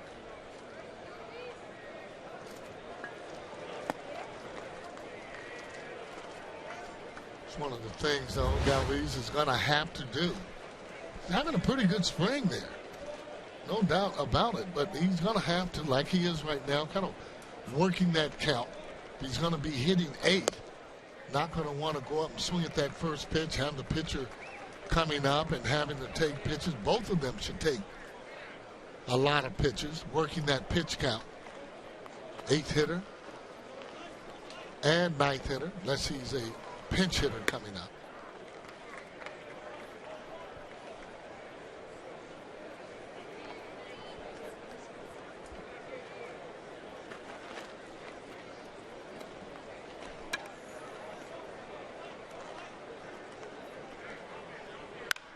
Line drive to right field, and that'll do it for the Phillies. here in the bottom of the 5th inning. Well, this has been all Jon Lester this afternoon. 7 strikeouts. He's retired 7 consecutive hitters. Joe Blanton's afternoon is complete. Phillies will go to the bullpen when we come back for the top of the 6th.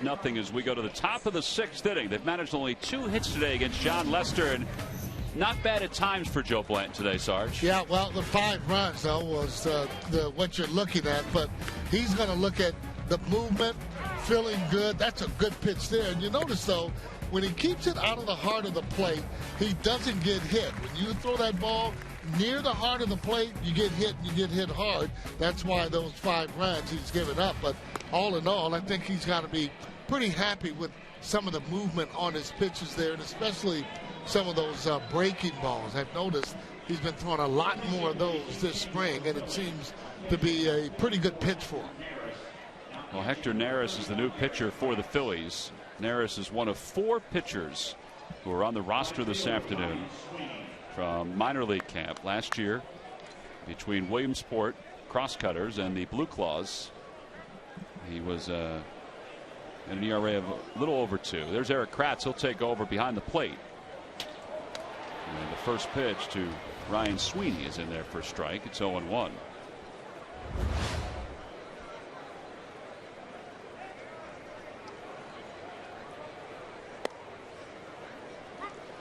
Neris is from the Dominican Republic. Phillies signed him in 2010, in April 2010. And the 0-2 pitch. Slider outside, 1 ball and 2 strikes. 6 feet, 200 pounds. He's just 22 years old. He won't be 23 until this June. Well, that's exactly what a lot of the scouts look for. Those lanky type pitchers, guys that they feel have really good arm, good fluid arm. Look at that pitch. It's pretty good right there. It came back, that 2-seamer on the inside part of the plate. 1 away here in the 6th. They like those guys, good athletes. I mean, up they're big. They kind of project that they're going to even get a little bit bigger. Look at the movement on it as he just slings that ball in there on the outside part of the plate. Those kind of tall guys can be intimidating there at times, whether or not it's a left-handed hitter or right. Just because of some of those up near the head area. Make you a little jumpy, does it? Oh, yeah. Iglesias is 1 for 2, and it's 2 balls and no strikes to him.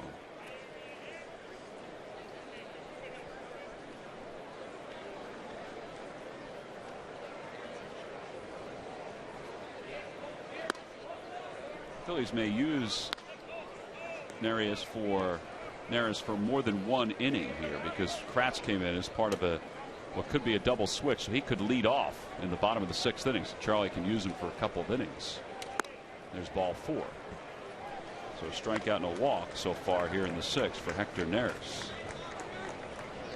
Got to be able to regroup through very, very well. First batter, then 4 straight balls. Those are the things young pitchers you can't do, and you definitely can't do those in the major leagues. And if you do, you won't be there very long. Got to be able to throw strikes. Here's Jason Repko. He's 0 for 2. He struck out. He's also popped out to short.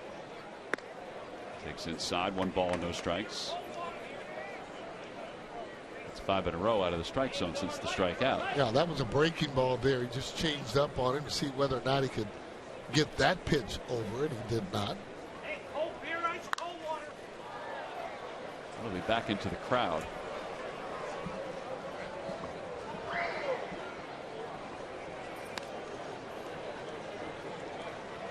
Should wind up on the roof. Didn't come back.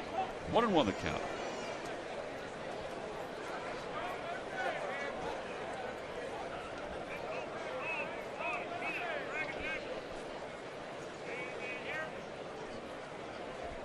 Runner goes, pitches loop towards center. That'll drop in for a base hit. And Iglesias will go over to third. Rep goes aboard. Runners on first and third with 1 out. Here in the top of the 6th inning for the Red Sox. Pretty good hit and run on that. Breaking ball, too, that he actually picked on, and that made him stay right there in on it. As he not hitting it all that well, but very good placement. All right, now that brings us to what we talked about before with Bobby Valentine and his style. I mean, he will utilize the hit and run, and you know he knows the game. He understands the game. He may do things a little differently than other managers, but that probably has his fingerprints all over it. Like the other day, he squeezed in a game against the Yankees in the 9th inning to tie the ball game up. Yeah, well, those are things that he will do. But in that situation, you get a guy that's going to almost steal a base, and he's going on a breaking ball. Well, even if he swings through it, more than likely he's going to be able to steal the base. If he ends up hitting it and it's a base hit, now you have runners on first and third with your 1 out. So that is good managing, and that's, taking a chance too on a pitcher who's going to be able to throw a strike that had been pretty wild at the last batter. 0-2 the count to Lars Anderson. And he fouls it away. It remains 0-2. What are the Red Sox? I mean, you never played for Bobby Valentine. No. But what are they in for, do you think? Changing from Terry Francona to Bobby Valentine. Well, it's going to be a little stricter in the clubhouse. That's for sure. Bobby does run more of a tight ship. Will let the guys be their own selves, however. But he takes a little more control of the game, if you will, than most managers. Polanco makes the catch for the 2nd out. And just like you were saying in squeezing, he does believe in that. Coming over from the Dodgers long time ago and playing from them, that's what they used to do, the way that Tom Lasorda used to manage quite a bit there. So he's taken that right along with him. Socha, who manages with the Angels, kind of manages the same type of way. Completely different managers from Charlie Manuel and also Bobby Valentine. Charlie's the type of manager that will more or less kind of sit back a little, at least he has over the years, and Bobby's the type, like he is right now, keeps guys going. Well, the runner goes, and he swipes second. Iglesias stayed at third. Jimmy Rollins stepped in front of the bag. The pitch was a strike to Punto, and it's 0-1. Bobby Valentine going and hiring Jerry Royster, third base coach, longtime Dodger, ex-teammate of mine with the Atlanta Braves. Well, the Red Sox, Terry Francona's bench coach DeMarlo Hell, there was some thought that he would stay. He decided to go to Baltimore, so Jerry Royster was hired to take over third base, and Tim Bogar, who was the third base coach, now moves into the dugout as the bench coach. Okay. 0-2 pitch. And a called strike 3. Pretty good job by Hector Neris to get through this 6th inning. He allowed a couple base runners, but picked up a couple strikeouts along the way. The first one came against Ryan Sweeney, and the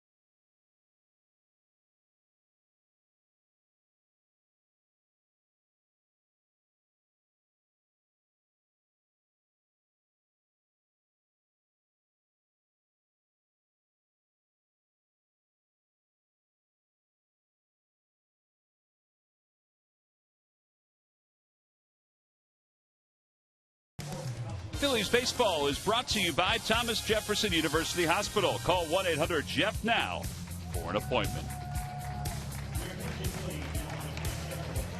At this point in spring training, a lot of times you'll see the same pitcher, but you won't see the same position players throughout the game. Zach Gentile takes over for Nick Punto over at third for the Red Sox. John Lester, by the way, remains in the game for the Red Sox to pitch, and he'll face Hunter Pence. I don't want to say it's a day off for Pence, but he'll get at least one chance to take a swing or two here. And there's the first swing, and he fouls it away. It's a good way Charlie did to be able to get him that wanted bat and probably head on in, maybe get some extra work or extra hitting. At this rate, Sarge, I don't know if Lester's going to need any bullpen. I mean, look at that ball strike ratio. 63 or now 64 pitches, but only 18 out of the strike zone. Right, and you get a pitcher like this, the confidence starts to go all up because he is making pitches, hasn't given up any. He runs, and that's exactly what he's doing, working on all of his pitches. Got him. Well, that's 8 strikeouts for John Lester. I tell you, as a hitter, you wait around all day and then you take a hack like that. That makes you want to go in the cage and hit for an hour or two. Take a look at this breaking ball as he just doesn't even touch it. See how that ball, and he comes off the ball as if that pitch is going to be inside. See there, just wondering why he stuck around all day for that. Look at him, shakes his head again a little bit. I guess a guy like Lester can make that happen to a lot of hitters. Right-handed hitter does not want to strike out against a left-handed pitcher, and especially a guy like a Hunter Pence where the ball is actually coming into you. Rollins rolls it to third. Gentile bobbles for a moment, throws low, but still is able to get Jimmy. Second out of the inning. You know, and I say that because it's a little bit easier, even on tough pitchers, when you're facing them, if they're coming from that left side, you're a right-handed batter, you just feel a lot more comfortable. Those tough right-handed pitchers that you have, Holiday included in one of those, can be a little bit more intimidating.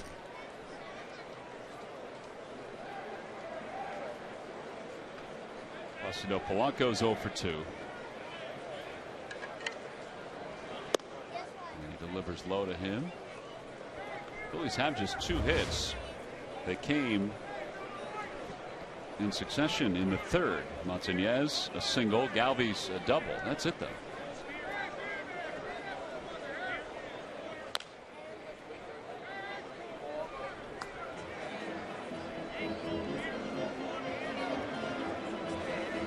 Tommy hanging in the dugout with Charlie Manuel. Murph mentioned before that Tommy did some extra work at first again today with Sam Perlaza. He's over there at first base in the backfields. Probably in the lineup tomorrow. One of the things, though, these guys will work and they'll work hard. See Tommy there, he's a very hard worker in terms of offense and defense. Kind of realizes how important it is and how important he can be to this club by playing a certain amount of games there at first base. Outside to it, right. That's a good point. So a certain amount of games. Yeah. Not you don't expect for him to be an everyday player over there, but you know, some of the tougher right-handed pitchers and some of the ones that aren't, having him over there, just being able to, with a swing, hit the ball out of the ballpark. And Charlie, he'll be able to know whether or not he's hot enough. And, you know, again, let's just face it, Tommy's going to have to let him know if that back is kind of flaring up or if he's not feeling good, not just get out there to get out there. He's got to go out there when he's feeling good, period.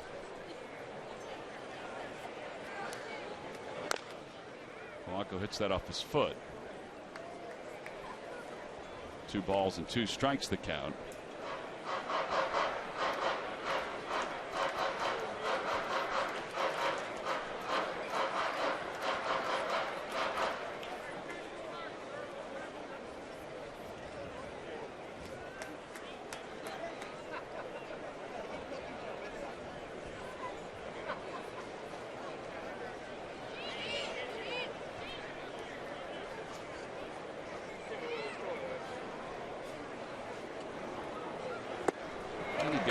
So that's 9 strikeouts for John Lester. 10 in a row retired by the Red Sox left-hander. We go to the 7th here at Bright House Field. The Phils still looking for a run.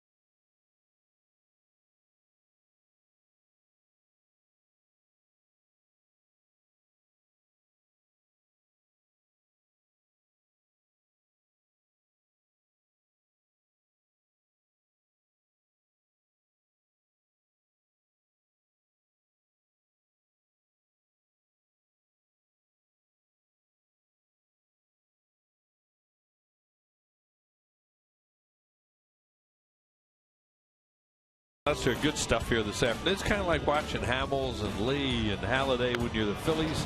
You look at the Boston Red Sox, look at this guy and say, boy, this is our guy, and he's ready for opening day.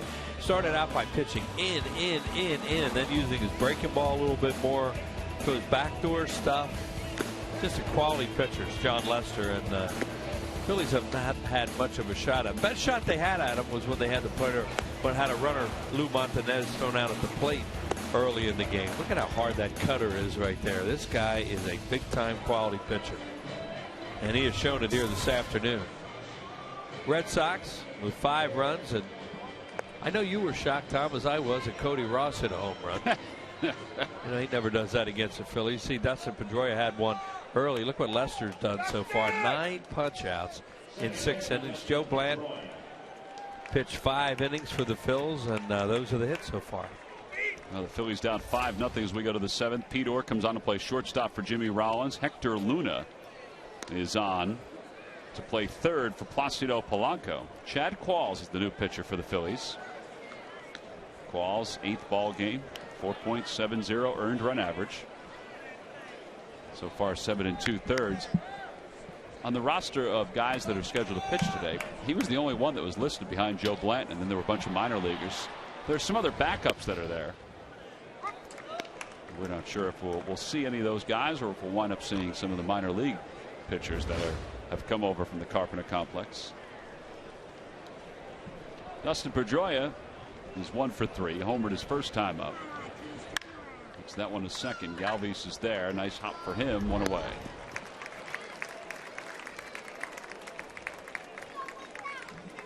The Wheels, the Washington Nationals are coming to town for the first time on Monday, May 21st at 7:05. It's a 3-game series. The second game is a Hatfield Dollar Dog Night. You can get your tickets by going to Phillies.com. A lot of folks wonder, how good will the Nationals be?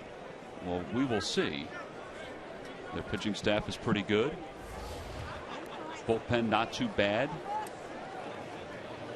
Here's David Ortiz. He's 1 for 3, and he takes a strike. It's 0-1. And get ready to get warmed up. Boo Jason Worth again. Yep. Jason's been a little nicked up throughout the spring. Oh, he had a tough year last year. Swing and a miss. 0-2. I think he's probably breathing a sigh of relief, though, that the Nationals are going to try to move Bryce Harper to center instead of him. Not that he can't play center, because he's a good outfielder. Yeah. He's a very good outfielder. But at this point, he's probably better suited to play right field than play center every day. I agree. You would think he'd be much more comfortable in right field. 0-2 the count to David Ortiz. Swing and a miss. He got him. He may have got a piece of it, but doesn't matter. Pratt's held onto it. 2 away here in the 7th. Qualls has the first 2 outs. Cody Ross is the hitter. Here's Chad Qualls. He's going to go sinker slider, and most hitters, that almost looked like a changeup the way that it went down. But you know, he'll throw sinker slider, changeup, and Chad Qualls can get left-handed hitters out too, as he just showed with that pitch to Big Papi. Cody Ross takes strike 1. Ross hit a 2-run home run his last time up.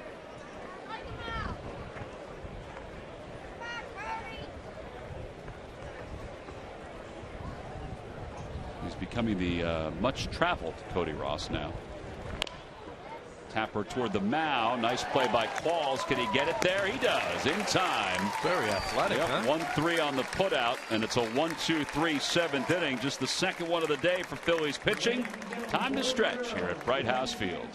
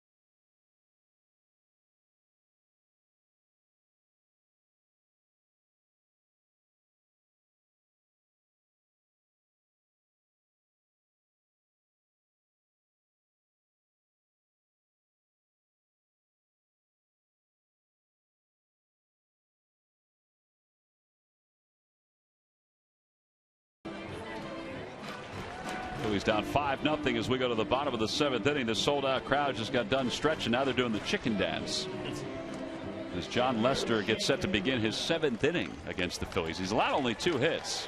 We have an assortment of changes, including Pete Hizzy, who's playing center field. Wheels, tell me everything you know about Pete Hizzy. Well, we'll talk about Pete in a little while. But I do know him, and he's a kid from Westchester. Went to Unionville High School, and root for him. You know, he's the local guy that you really hope can make it. And he played a lot of amateur baseball in the Philadelphia area with Renee's nephew Chris Gossick, who was down at East Carolina. When they used to go on tournaments and were near the house, and we were on the road, but Renee would have them over, and the kids would stay in the basement with the TV and the air conditioning, and they loved it. And they would hang out and then go play the next day. 1-1 to Victorino's hit on the ground to shortstop. Iglesias throws him out. Pete was telling me today, I was down there talking to him. He said, "Yeah, we used to go put your World Series rings on." He said that was really cool. They ever steal anything? I didn't hear about it. Just some food. They were such nice kids, you know. No, I'm sure there he is right there. And you know, he hopes to be able to play at Double-A this year. Portland Sea Dogs, great ballpark. They have a replica of the Green Monster in left field. Great town. Some of the best pancakes you'll ever have in that town. Ye Old Pancake House, Wheels, in Portland, Maine. Ty Wigginton's the batter. He cues one toward the Red Sox dugout. It's 0-1.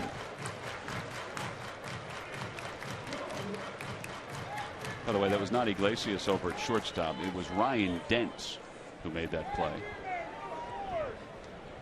Here's the 0-1 pitch. Swing and a miss. Good changeup. 0-2. Boy, this guy's got good stuff. And he's on today. He may want to pitch in a complete game the way it's rolling, although they do have bullpen action. A lot of strikeouts. You know, Halliday's had these kind of games this spring. And then you watch Hamels, you watch Cliff Lee with a lot of strikeouts. And You know, Lester's one of those guys, is one of the top pitchers in the game. Can be at any time. You know, he's been a little erratic throughout his career and had the injury problems. 0-2 the count to Wigginton.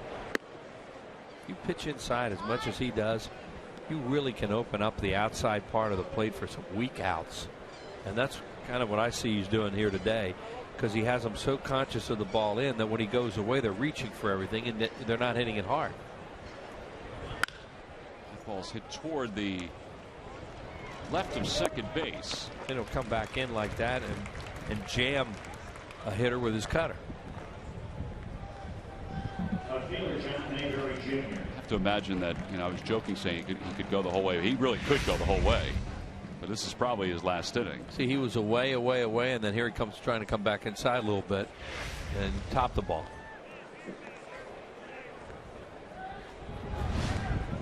We'll bring John Mayberry to the plate. He's 0 for 2. There's a lot of 0 for 2s going around. Yeah. Phillies have 2 hits. Both hits came in the third.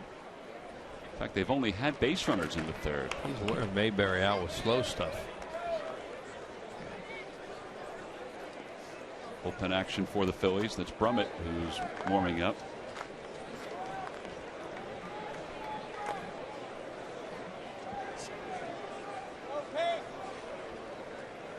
And 1 the count to Mayberry. On the outside corner, and it's 0-2.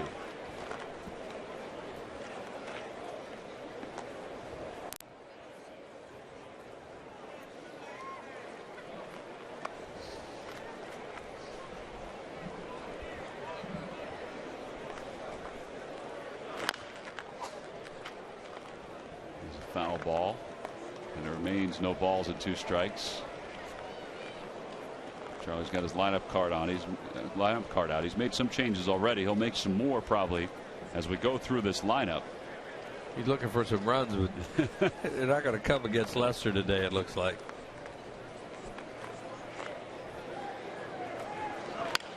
Ooh. He didn't break his bat. He could hit some thumb shots off this guy.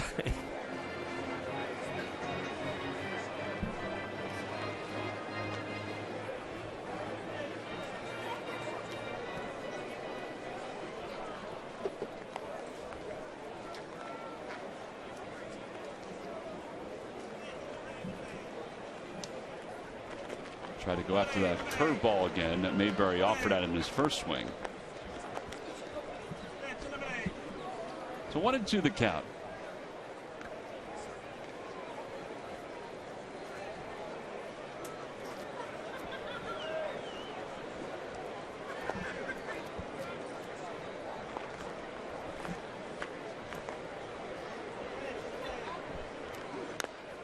But foul, and Mayberry staying alive.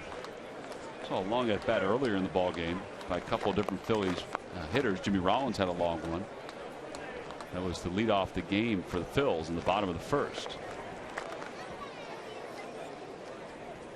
But it's remarkable. He's only allowed base runners in the third inning. Yeah, they kept a ball foul down the left field, or fair down the left field line, and it looked like it may be a run scoring double. They could get something out of it. Well, he went according to Phil Cuzzy. I don't know about that, but it's been that kind of day for John Lester. He's retired 13 in a row, 9 strikeouts. We're through 7 here in Clearwater. It's the Red Sox 5, and it's the Phillies nothing.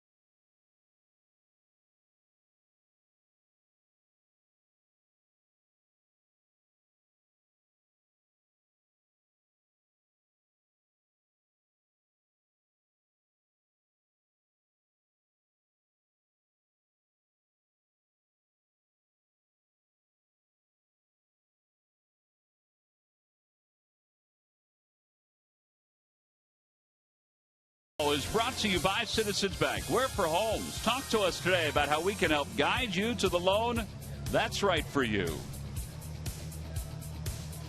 5-0 Red Sox. John Lester has struck out 10 this afternoon. I had said 9 a moment ago.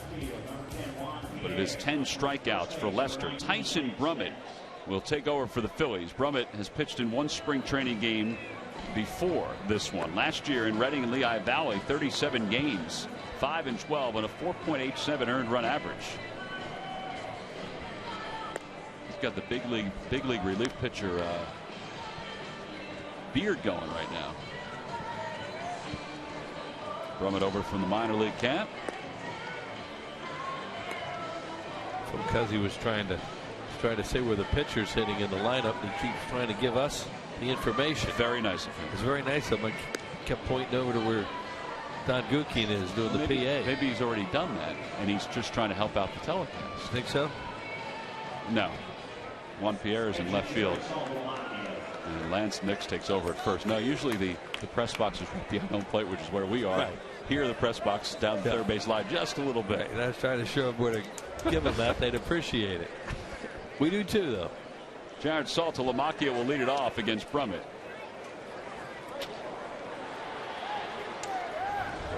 And he takes a strike, and it's 0-1. So Qualls pitched a scoreless 7. After Neres pitched the scoreless 6, and now it's Brummett. A little high, 1 ball, 1 strike. Depending on what Rich Doobie's plan is, it'll be Brummett here, and then in the top of the 9th inning, it will be another minor league pitcher. The guys got work yesterday because of 2 games. Either Luis Alberto Bonilla or Ryan Duke. Those are the other 2 pitchers there. That was Hector Neres on the pitch. That one inning.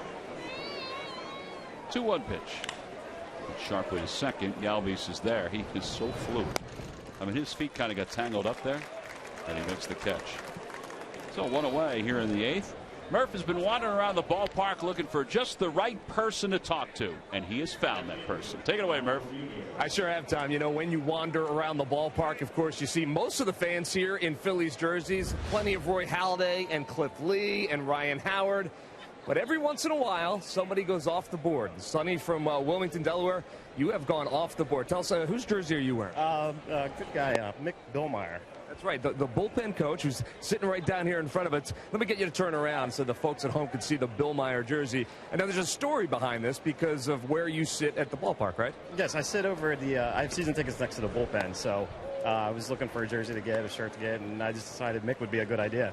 Now, you had to go out and get this made, correct? I mean, you know, it's not off the rack. Right, ordered it off Phillies.com.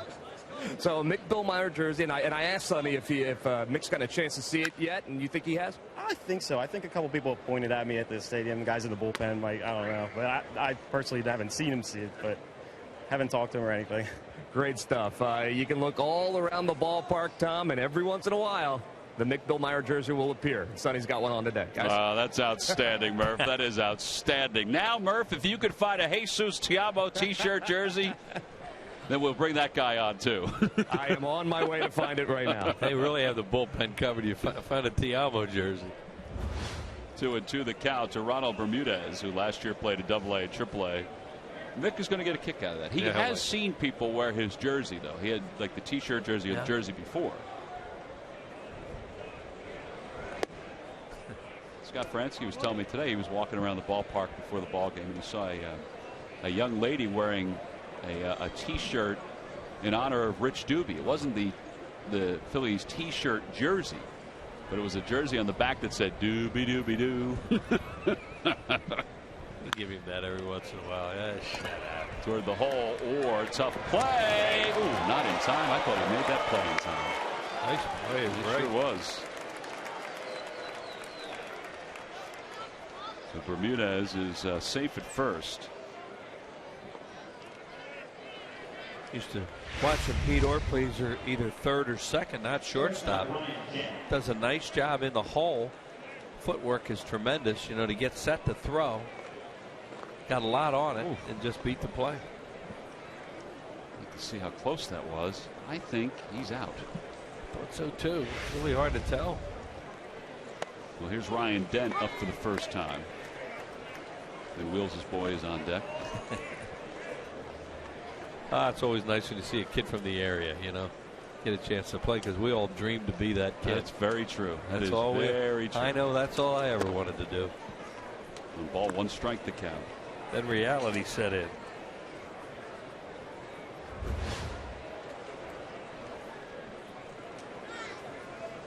Dent made the trek around last year. He made it up to Double-A. It's that one to right field. Montañez is there. He'll play that one easily off to the side. And there are 2 outs. So Brummett has 2 away here in the 8th, and here's Pete Hissey. Said his mom was going to be here today. I think he said his grandfather too. A few relatives were going to be at the ball game today. He had there's Albers will be the new pitcher for the veteran guy for the Red Sox. He came up to this ballpark, he said, to watch Penn State play in the Big East Big Ten Challenge last month, because he has friends that play for Penn State. It's that one to shortstop. Orr gets around it. This time he gets it over in plenty of time. And the side is retired. Pete Orr made 2 very good plays in this inning. One didn't get there in time. That one certainly did. Pete Hissey is retired.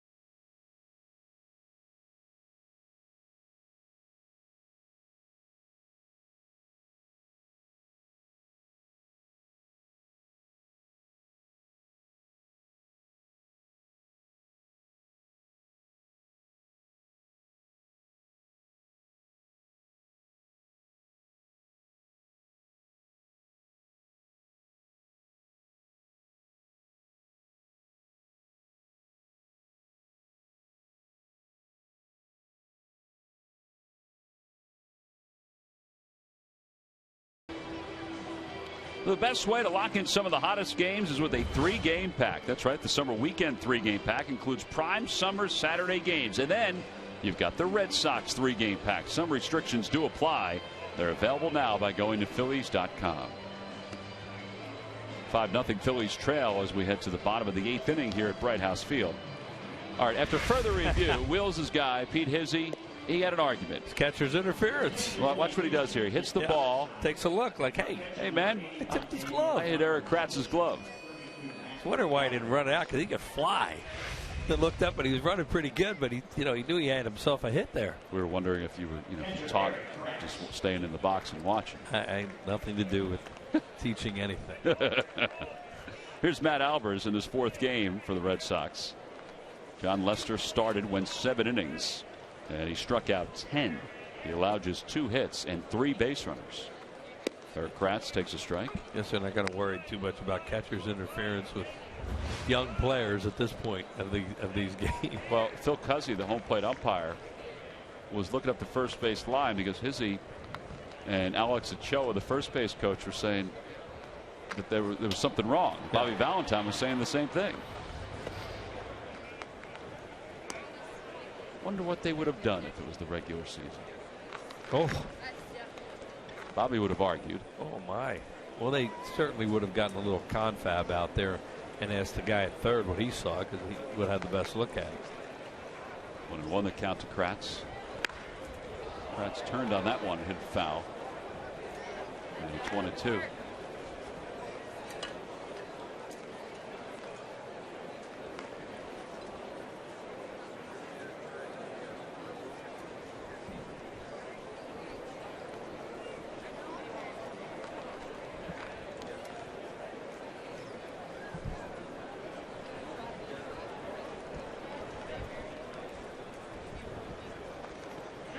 Kratz went on that one. The new catcher, Daniel Butler, will peel it out of the dirt. He fires to first. 11 strikeouts today for Red Sox pitching. Well, here are the changes for the Red Sox we've been going over during the last couple of innings. Wilkerson, Hizzy, and Bermudez in right field. Gentile, Dent, Thomas, and Gomez around the infield, and then Butler takes over for Jared Saltalamacchi. One out for Lou Montañez. 1 for 2. Singled his first time up. He's played back-to-back games yesterday and today here at Bright House Field.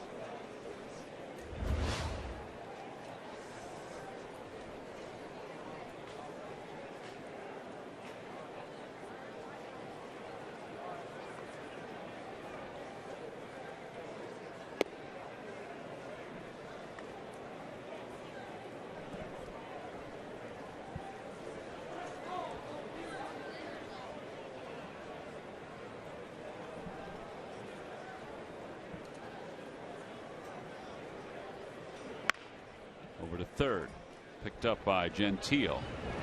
2 outs.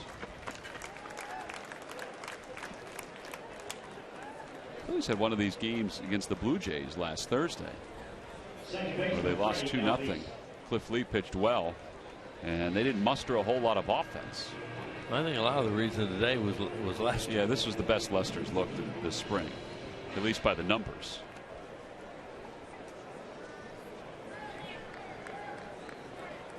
Freddie Galvis is the hitter. Lance Nix out on deck. Freddie batting left-handed now. He batted right-handed the first couple times against Lester. Doubled his first time up. The double, by the way, was his third of the spring.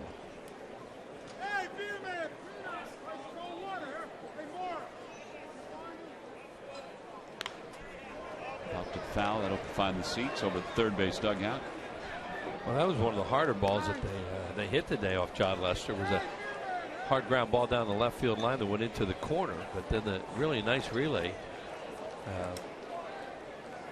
by Iglesias, I guess it was, off the throw. Cody Ross to Iglesias. Cody Ross threw it to him, and then threw Montañez out at the plate. That's the best scoring chance they had all day. Now the 0-2 pitch to Galvis. Slaps it the other way. Gentile again behind the bag. Throws out Freddie for the final out. 1, 2, 3 go the Phillies. That's been the case most of the afternoon. We're going to the 9th inning, and Freddie looks like he's a little slow to get back to his position.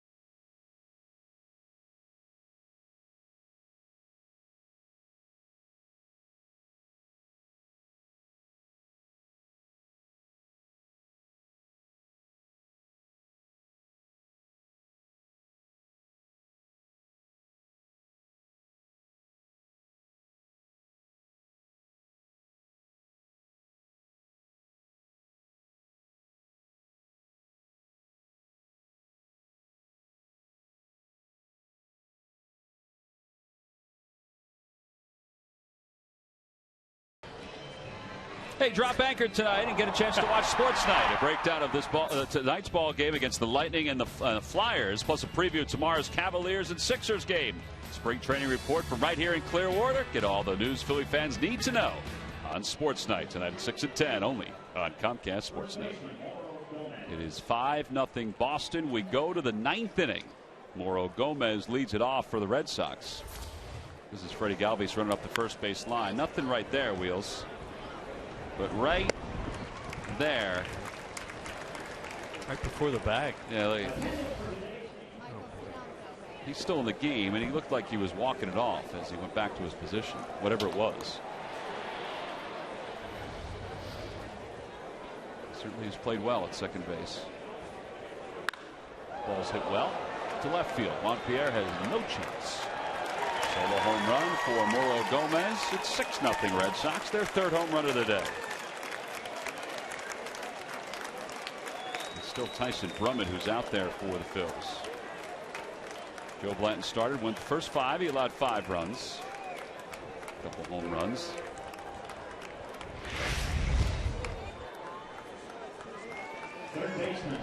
Just look at a fastball and hit out of the ballpark.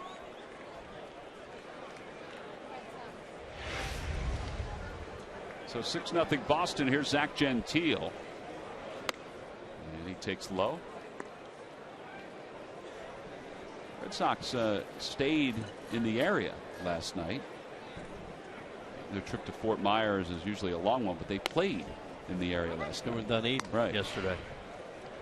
So not everybody, but some of the players stayed overnight.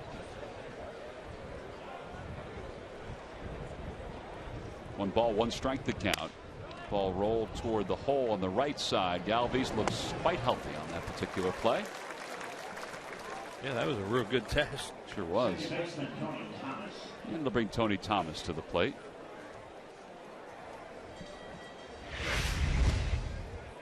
He went after that very nicely. Makes a good off balance throw. There's another look at it. Yeah, I mean, if his legs are bothering him, I don't know if he can make that play.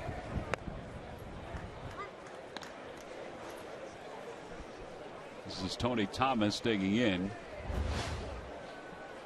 Butler's on deck for the Red Sox. And the 0-1 pitch. Breaking ball in there for strike. It's 0-2.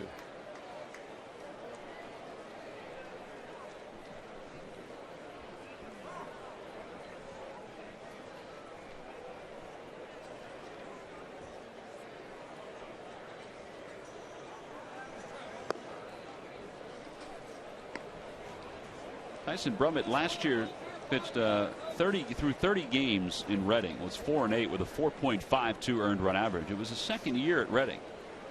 Or I should say his third year at Reading. Just missed with that one. It's 2-2. Made it to Reading for the first time in 2009. Split time then between the R-Phils, Lehigh Valley, and Clearwater. And then Clearwater and Reading in 2010. Reading and Lehigh Valley last year. Over toward the hole, backhanded by Orr. Boy, he's been tested today, and he comes through again. He's made 3 good plays at shortstop this afternoon.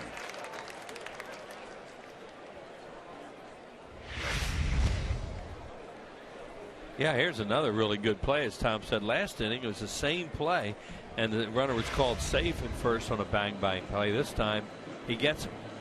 Phillies are going to make a double switch here. Rich Doobie's out to get Tyson Brummett, so he leaves after allowing a run, the home run to start this inning. And it's a double switch. Scott Posednik's going to go in to play right field. We have a pitching change and a new right fielder. We'll tell you all about it when we return to Bright House Field.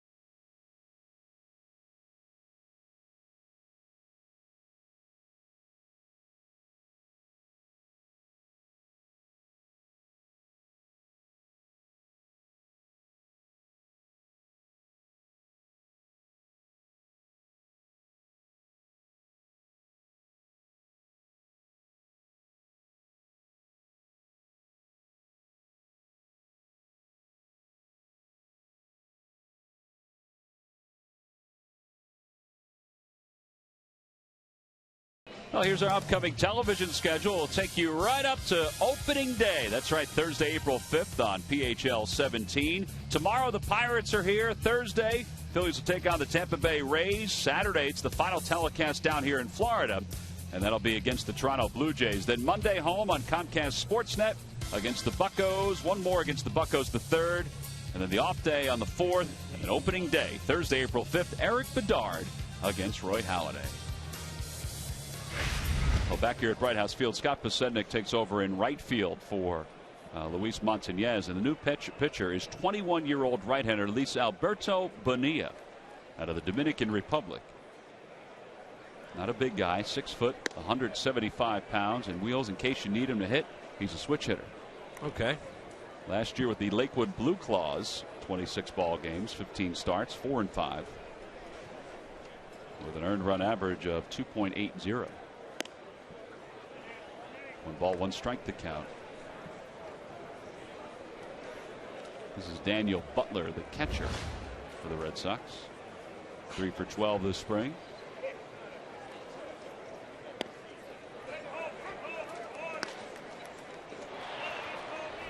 Bonilla was signed by the Phillies in 2008.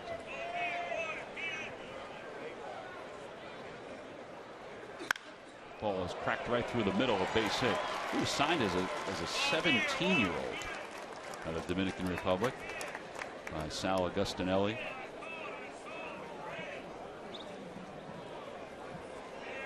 And he gives up a hit to his first batter. And that'll bring Shannon Wilkerson to the plate. Wilkerson's playing left field now for the Red Sox, who have managed 11 hits.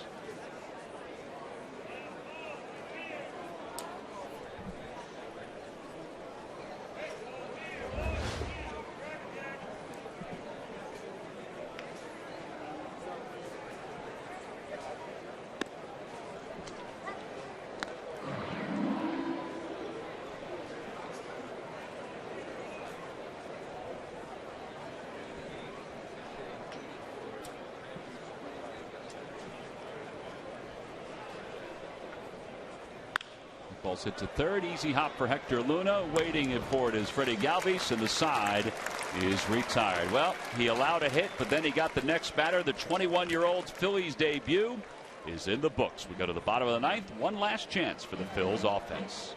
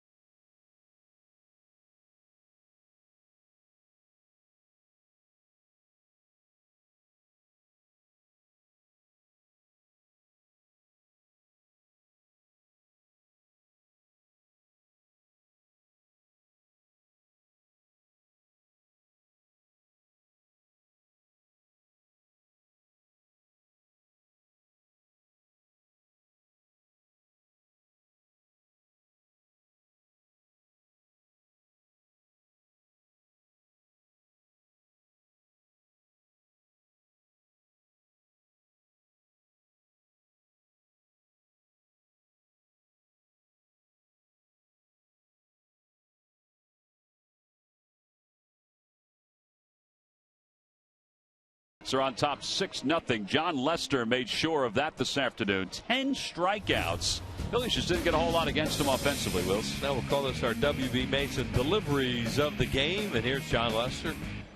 Good young pitcher for the Boston Red Sox. Their opening day starter. 10 strikeouts today. I'm watching pitches inside a lot, using off-speed stuff, both curveball, slider, a little changeup once in a while, a lot of cutters, fastballs in. And they have to be very happy with the guy who's going to start opening day for them. That's our W.B. Mason deliveries of the game. Well, still some fans hanging out in the berm. A lot of Red Sox fans made their way to Bright House Field for this afternoon's ball game. And Ross Ohlendorf is the new pitcher for the Boston Red Sox. Last time we saw Ross was when he was with the Pittsburgh Pirates. Looked like he was destined to have a pretty good major league career. That's when he won 11 games in 2009 for the Pirates. But then in 2010, he won just one game. He had 21 starts. Last year he was 1-3. And signed by the Red Sox as a minor league free agent in February of this year. And he'll face Lance Nix to start things off here in the ninth. Ollendorf wheels is from what university? Princeton. That's right. I know that because he had him in a few games, as you said, with the Pirates. Who was his head coach at Princeton University? Yeah. He played in the major leagues, played for the Mariners for 9 years. Right. Bradley? Scott Bradley. Right. Very nice, Wheels. Very nice. I remember you talked about him enough, though, because you did an association with Princeton, of course, right? Yeah. Well, Scott and I also did some TV with the Trenton Thunder together. One of the best people in the world. Lance Nix sends one in the air to left field, playable for Wilkerson. And one away. Yeah, I come up with that, and I can't remember what shirt to wear. Scary. Only happened twice this spring, though. But we've already decided, right? The vote was we leave the numbers down here. Here's the problem. What? Here's the problem. I am not the. It's not a dictatorship when it comes to that. So there's a committee that is going over that right now. Sarge, I believe, is leading the committee. Well, he's going to want me to be in the lead. Pete Orr loops one to center, so Orr is aboard. I'm not. It's inevitable that he'll catch up. Ollendorf just gave up the first hit since the third inning for the Phillies. Third baseman Hector Luna.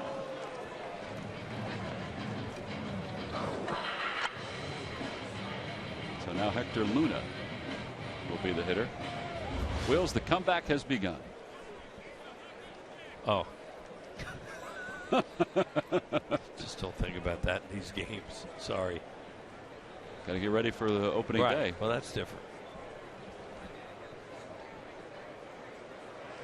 Luna takes outside. It's 1-0. I think you're talking about comebacks.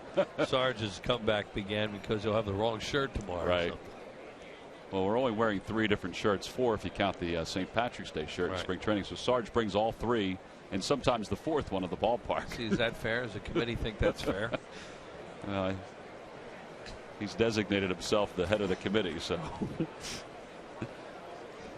I did see you carry a couple shirts in yesterday. I did, just in case. Because you were a little confused yourself. 1-0 the count to Hector Luna. The ball's hit to third. Nice play by Gentile. There's one, and there's 2. So no comeback today for the Phils. They drop a 6-0 decision to the Boston Red Sox here at Bright House Field. So for the Red Sox, no runs, 1 hit, nobody left. Ross Ollendorf was getting his sprints in after the final out was recorded. He thought we were playing 10 this afternoon, but he's able to get the last 3 outs to finish up today's ball game. Pretty nice size crowd, 10,726 this afternoon here at Bright House Field. Bobby Valentine's Boston Red Sox have won it today 6-0 over the Phillies. We'll be back to talk more about it right after this.